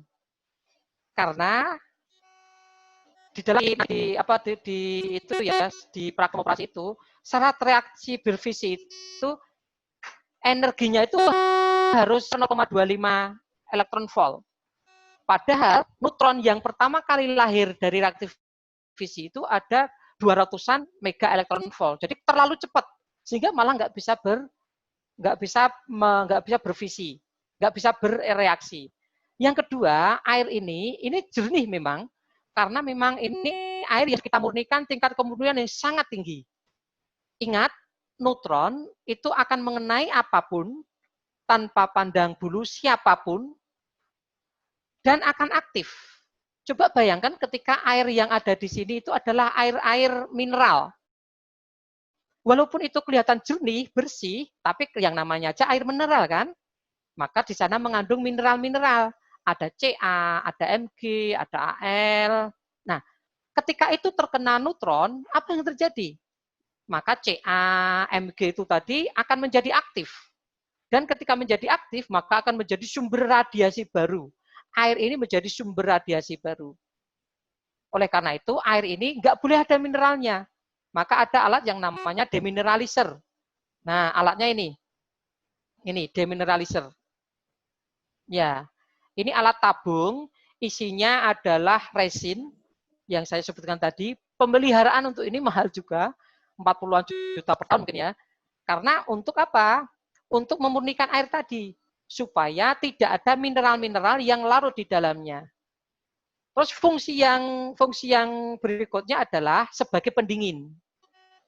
Tadi kan panas dari bahan bakar, dari yang hitam-hitam tengah ini. Nah, ini kemana larinya? Larinya ya ke air. Air kemana larinya? Ke pendingin. Ini pendinginnya. Gambar pendingin. Oh, pendingin. Nah, ini sistem pipa-pipa pendingin. Yang kuning ini pendingin yang primer, yang biru ini pendingin yang sekunder. Namun pendinginnya belum kita masih perlu pasang kamera tertentu di sini untuk tadi menjelaskan tentang pendingin dan sebagainya. Pendinginnya ada di sini. Nanti operator, nah ini panel sistem pendingin. Nanti operator juga kita ajak di sini untuk seolah-olah kita masuk ke ruangan ini ketika pas waktu praktik. Jadi 3 fungsi itu. Terus kemudian tadi pertanyaan yang terakhir, yang kedua tadi tentang apa ya, lupa ya. Ya, pengembangan di bidang material itu kalau di... Oh ya, pengembangan material. Oke, material. Jadi tantangan di reaktor itu adalah bagaimana cari material yang sekuat-kuatnya, tapi punya waktu paruh yang sependek-pendeknya. Nah itu. Contohnya aluminium. Maka material di tengah ini kebanyakan aluminium. Karena apa? Aluminium kan material yang lumayan kuat. Ya tentu saja dibandingkan dengan stainless steel atau apa, masih kuat yang itu ya. Kuat yang besi gitu kan dari kekuatannya ya. Tetapi kalau besi, mereka waktu paruhnya kan panjang. Besi berapa itu? Tahunan ya, puluhan tahun. Sehingga kalau ini pakai besi, kalau yang ada di dalam kolam ini semua pakai di shutdown atau padam, radiasinya masih kemana-mana. Namun ketika ini pakai aluminium itu waktu parohnya pendek loh. Ordernya menit aja kok. Iya kan? Jadi kita tunggu beberapa jam, beberapa saat saja sudah nggak ada radiasi. Sudah menjadi radiasi latar. Nah itu tantangannya, ulang material. Seperti itu. Dan bagaimana menggabungkan, bagaimana untuk supaya tidak korosi, dan sebagainya. Itu tantangan untuk yang fisika material. Mungkin ada pertanyaan lain? Oke. Mungkin ada pertanyaan lain dari mahasiswa-mahasiswaku sekalian. Perlu diketahui juga bahwa di sini ada di Universitas Jember ya, khususnya jurusan fisika ada Pak Artoto Arkundato yang memang dulunya juga dari alumni Fisika Nuklir ITB, Pak. Jadi beliau menganalisis tentang yang tadi seperti yang Hanif ceritakan itu tentang korosi.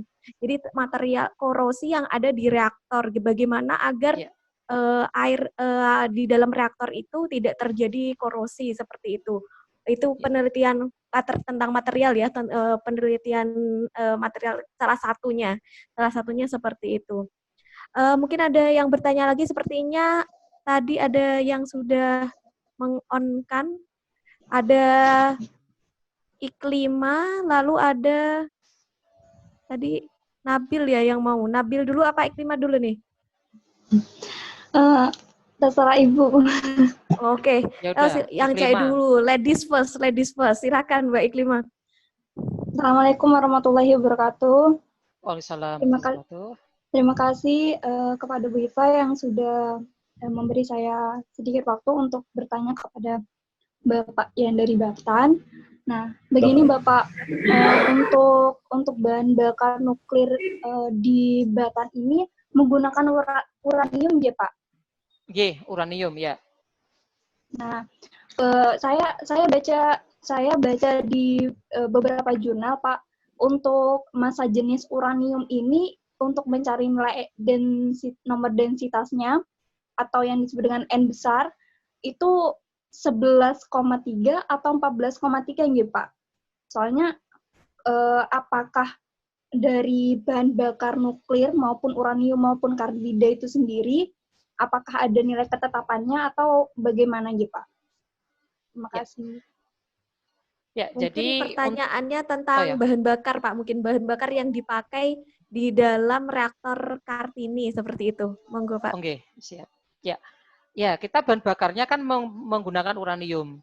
Tapi uranium itu kan tidak murni uranium. Perlu kita campur dengan zirconium, kita campur juga dengan hidrogen, sehingga rumusnya itu UZRH, uranium zirconium hydrate. Nah, fungsinya apa? Fungsinya untuk memaksimalkan reaksi pembelahan.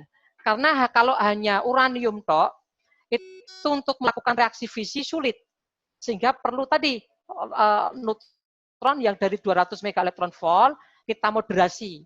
Kebanyakan moderasinya memang ada di dalam bahan bakar karena ketemu dengan unsur hidrogen. Jadi kita campurkan unsur hidrogen. Karena hidrogen dengan neutron itu kan besarnya itu kan hampir-hampir mirip, sehingga dia untuk memperlambat itu dia setara. Kemudian ada unsur zirconium juga yang fungsinya memang untuk memoderasi. Jadi kombinasi antara uranium, zirconium, hidrida itu untuk efektivitas penggunaan uranium di reaktor jenis-jenis yang kecil mungil ini. Kalau reaktor yang ada PLTN itu malah uranium UO2. Ada yang pakai silisida kalau yang di Spong sana. Nah, mengenai komposisinya, kalau uranium sendiri itu di reaktor itu dibedakan menjadi dua tentang pengayaannya. Seperti kita tahu, uranium itu ada yang bisa membelah secara cepat, itu kan uranium 235, masanya yang 235. Terus kemudian ada uranium yang 238. Namun dua isotop uranium itu selalu bareng gitu kan. Nah, dan di alam itu U235-nya hanya 0,0 sekian persen ya. Perlu diperkaya sampai kalau di reaktor Triga sini sampai 20% U235-nya dibanding U238. Nah, kalau di PLTN hanya 5% saja. Nah, itu sudah memang tantangan bagi orang fisika reaktor dan juga orang material sebenarnya ada di sini. Mengenai tadi yang angka massa jenis ya 11 atau 14 itu ya, saya kurang tahu persis, bisa kita yang jelas massa uranium ini kan, massa jenis uranium ini gede. Terbukti kalau kita ngangkat bahan bakar itu, ini bahan bakarnya itu kecil tapi kok agak antep gitu loh ya. Sehingga lebih besar. Mungkin ini yang bisa kami berikan konfirmasi. Ada yang lainnya mungkin? Oke. Oke, terima kasih Pak. Mungkin itu ya, bahan bakarnya ternyata yang dipakai di reaktor Kartini Batan itu bahan bakarnya uranium zirconium hydride. Gitu. Hydride ya, Hydride, UZRH. ya. Hydride ya. Hydride. Jadi UZRH. Iya, apa nanti massa jenisnya berapa? Nah, bisa dihitung.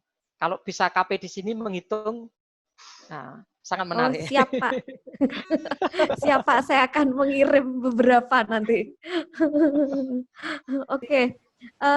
Mungkin saya lanjutkan, itu pertanyaan selanjutnya Pak, mungkin ada Nabil yang sudah siap sepertinya. Silakan Mas Nabil. Silakan. Selamat pagi Pak, saya Nabil dari UNJ, Universitas Negeri Jember.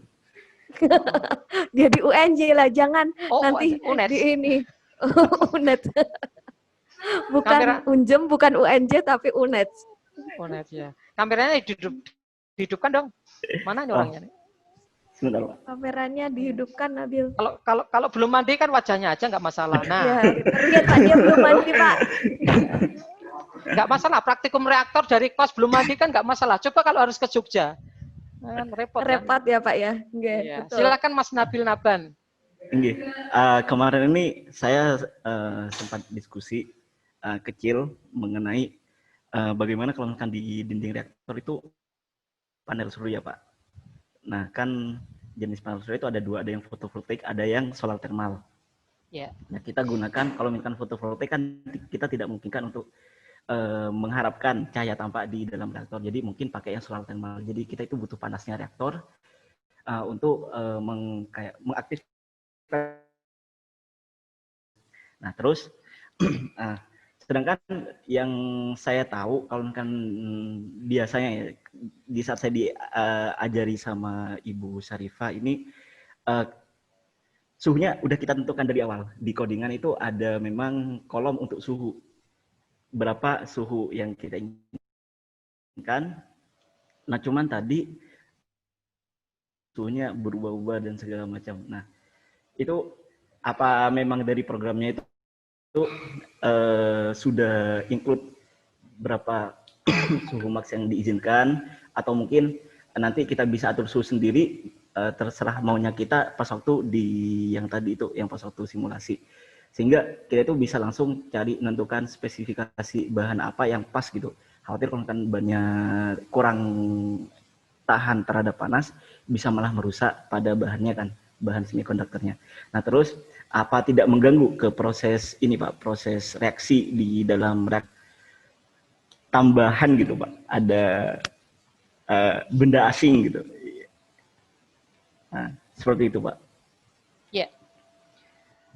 Ada di reaktor ini selalu ada namanya P2Kin, jadi panitia penilai keselamatan instalasi nuklir yang bertugas memastikan sampel-sampel yang masuk, eksperimen-eksperimen yang dilakukan itu tidak mengganggu namanya apa ya, termohidrolik dan termohidrolik maupun neutronik di teras reaktor seperti yang ada di gambar ini.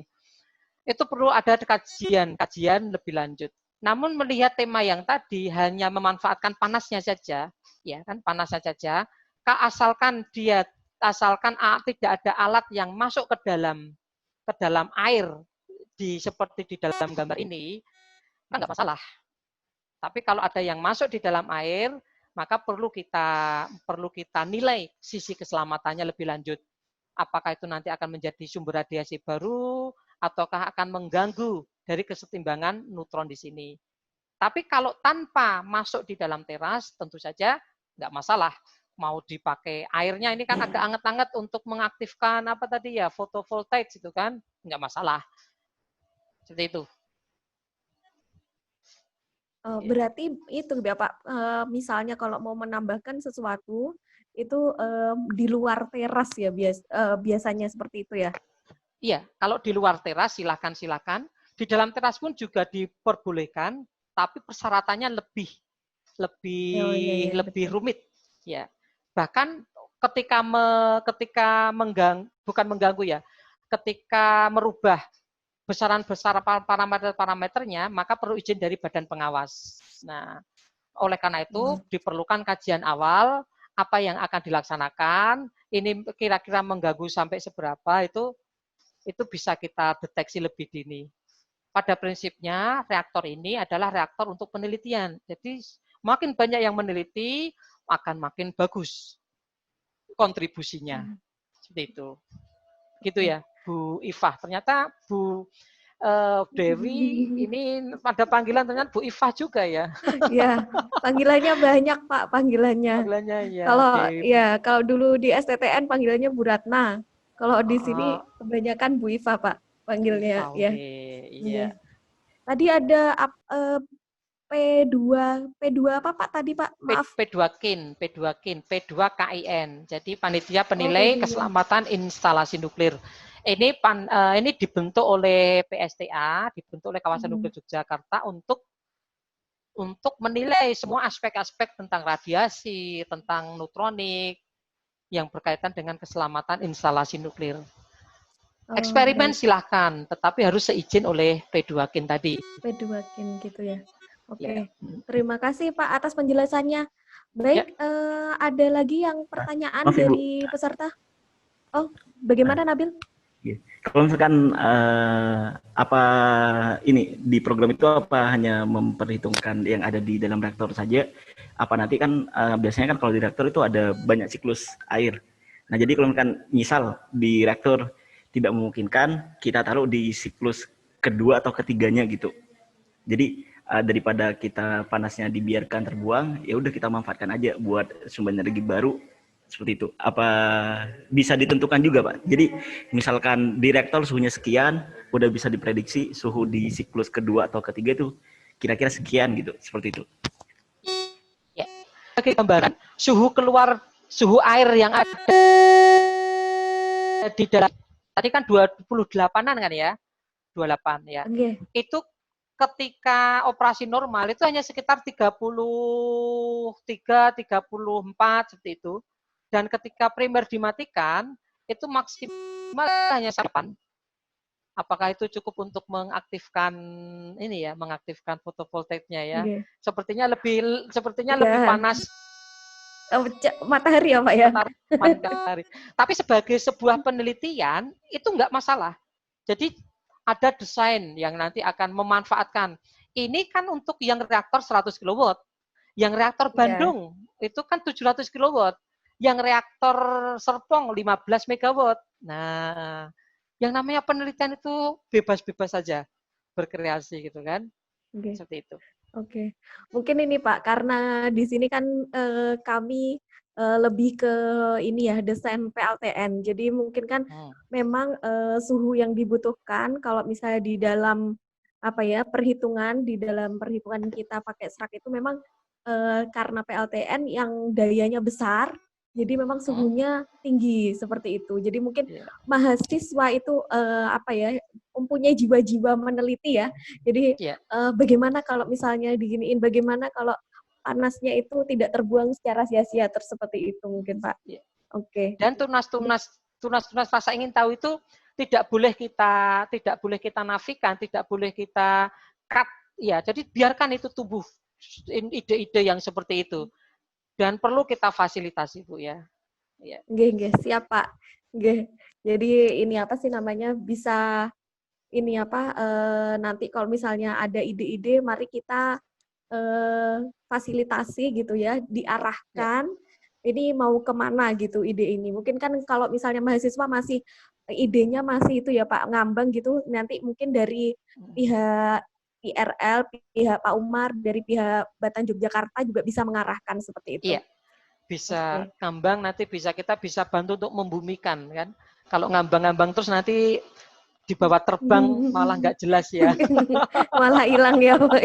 Hilang nggak jelas, nggak lulus ya. Nanti dibumikan. Iya. Baik, ada pertanyaan mungkin dari yang lain. Silahkan di-unmute biar bisa langsung berinteraksi dengan Pak Umar. Demikian juga nanti kalau misalnya sudah mulai praktikum mungkin nanti waktunya bisa kami tentukan ya dari praktikum mata kuliah komputasi atom dan inti, dan juga mungkin bagi mahasiswa-mahasiswa yang berminat mengikuti praktikum itu kami buka praktikum itu secara secara untuk semua mahasiswa agar bisa mengikuti gitu. Jadi tidak hanya yang mengikuti tidak hanya mahasiswa yang mengambil mata kuliah atom inti, tapi juga bisa dari mahasiswa yang lain yang tidak mengambil seperti itu. Ya. Jadi biar nanti muncul ide-ide baru. Iya, betul Pak. Itu yang kadang ini ya, yang tua-tua seperti saya ini, itu kan idenya mentok ya. Nah itu mungkin datang dari mahasiswa-mahasiswa yang masih segar gitu, dengan ide-ide yang luar biasa. Toh juga praktikumnya bisa sampai 100 orang kan nggak masalah. Zoom-nya kan sama aja kan. Iya, betul. Zoom nggak masalah. Oke. Ada pertanyaan dari yang lain, mahasiswa yang lain bisa di-unmute?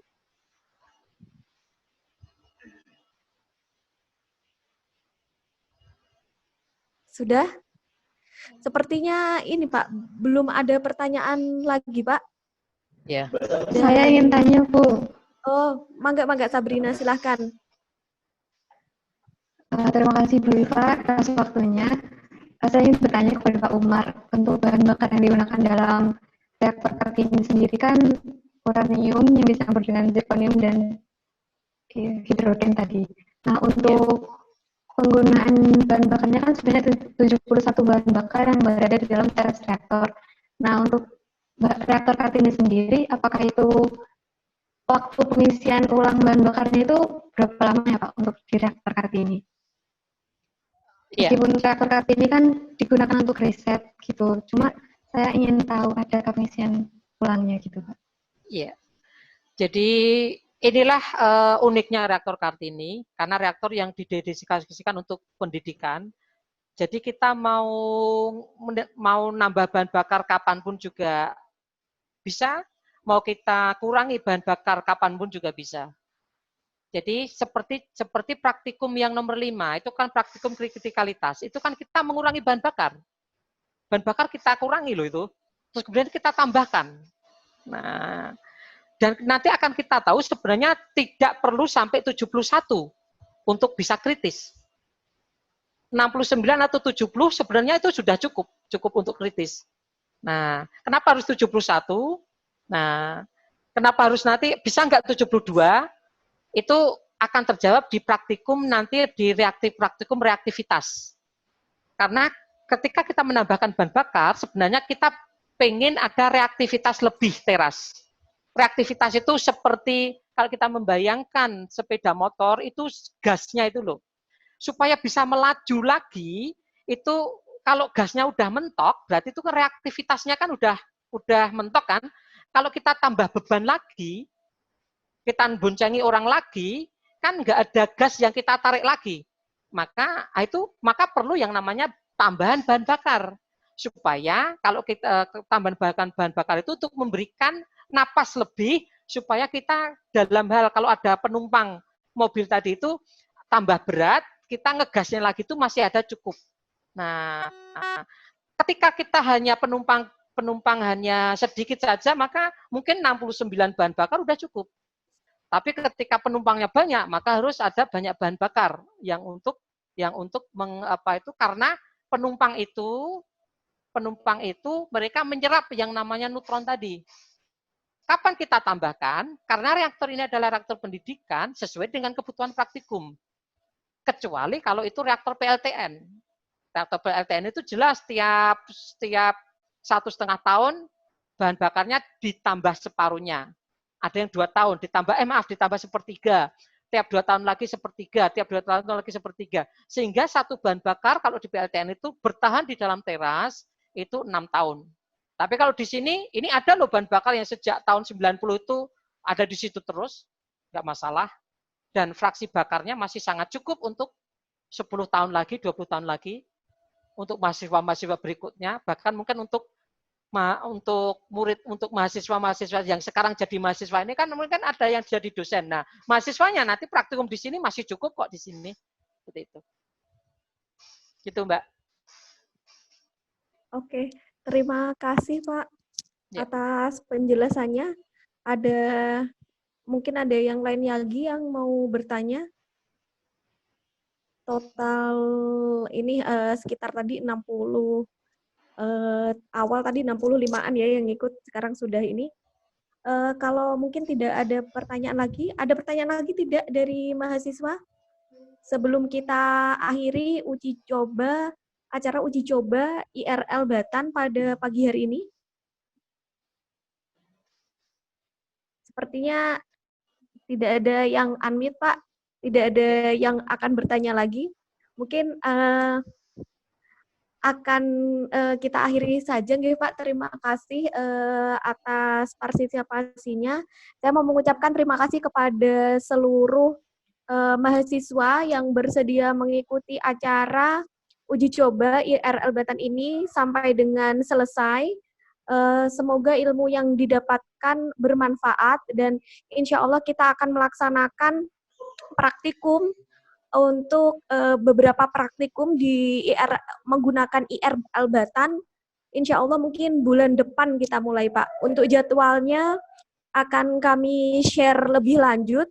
Nanti bagi mahasiswa untuk diwajibkan bagi mahasiswa mata kuliah komputasi atom dan inti, dan juga apabila ada mahasiswa yang ingin mengikuti praktikum, silahkan bisa ikut bergabung. Karena kita menggunakan kuota Zoom 100 orang, jadi untuk mahasiswa yang mengikuti kuliah atom dan inti 25, dan mahasiswa nuklir 10, 35, masih banyak kuotanya 65 orang yang bisa gabung untuk mengikuti praktikum langsung dari Batan, seperti itu. Jadi kita tidak perlu datang ke Batan, tapi kita melakukan praktikum dari Jember saja, lewat media online. Iya, betul. Dari tempat masing-masing, ada yang di Jember, ada yang di Probolinggo, ada yang di Banyuwangi, dan sebagainya, karena di rumah masing-masing. Nggak mandi juga nggak apa-apa, kalau kata Pak Umar ya. Wah, terima kasih kepada Pak Dekan yang memfasilitasi, Pak Ketua Jurusan Fisika Pak Lutfi yang sudah hadir, ada beberapa dosen, Bu Weni, terus tadi ada Pak Artoto yang sudah hadir, ada rekan-rekan dosen dari FMIPA, terima kasih banyak yang sudah hadir, dan saya selaku moderator mengucapkan mohon maaf yang sebesar-besarnya atas kesalahan ya, mungkin dari tadi saya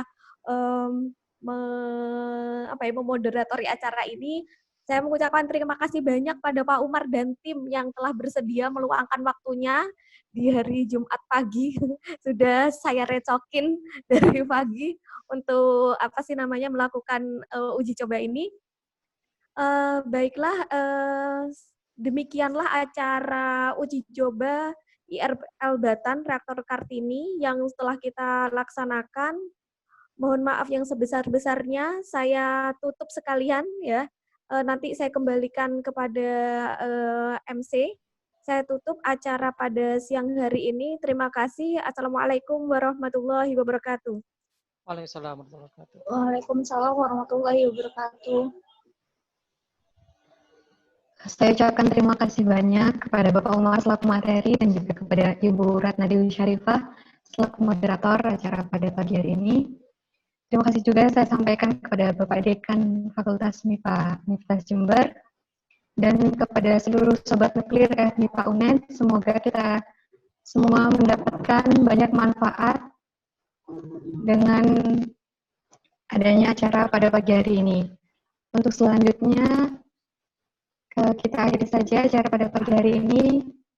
Wabillahi taufiq wal hidayah. Assalamualaikum warahmatullahi wabarakatuh. Waalaikumsalam warahmatullahi wabarakatuh. Terima kasih semuanya. Ya. Saya yang screenshot foto bersama tadi dikirim ya, Mbak Ifah ya. Gitu aja sih ya. Screenshot bersama Pak Dekan tadi ya. Terima kasih. Ya, Pak. Terima kasih juga Pak. Saya izin live awal ya ini ya, untuk banyak meeting ini. Manajemen ini banyak meeting. Monggo Pak. Terima kasih banyak Pak Urmar. Terima kasih Pak Saifullah yang sudah mengikuti acara Pak sampai akhir.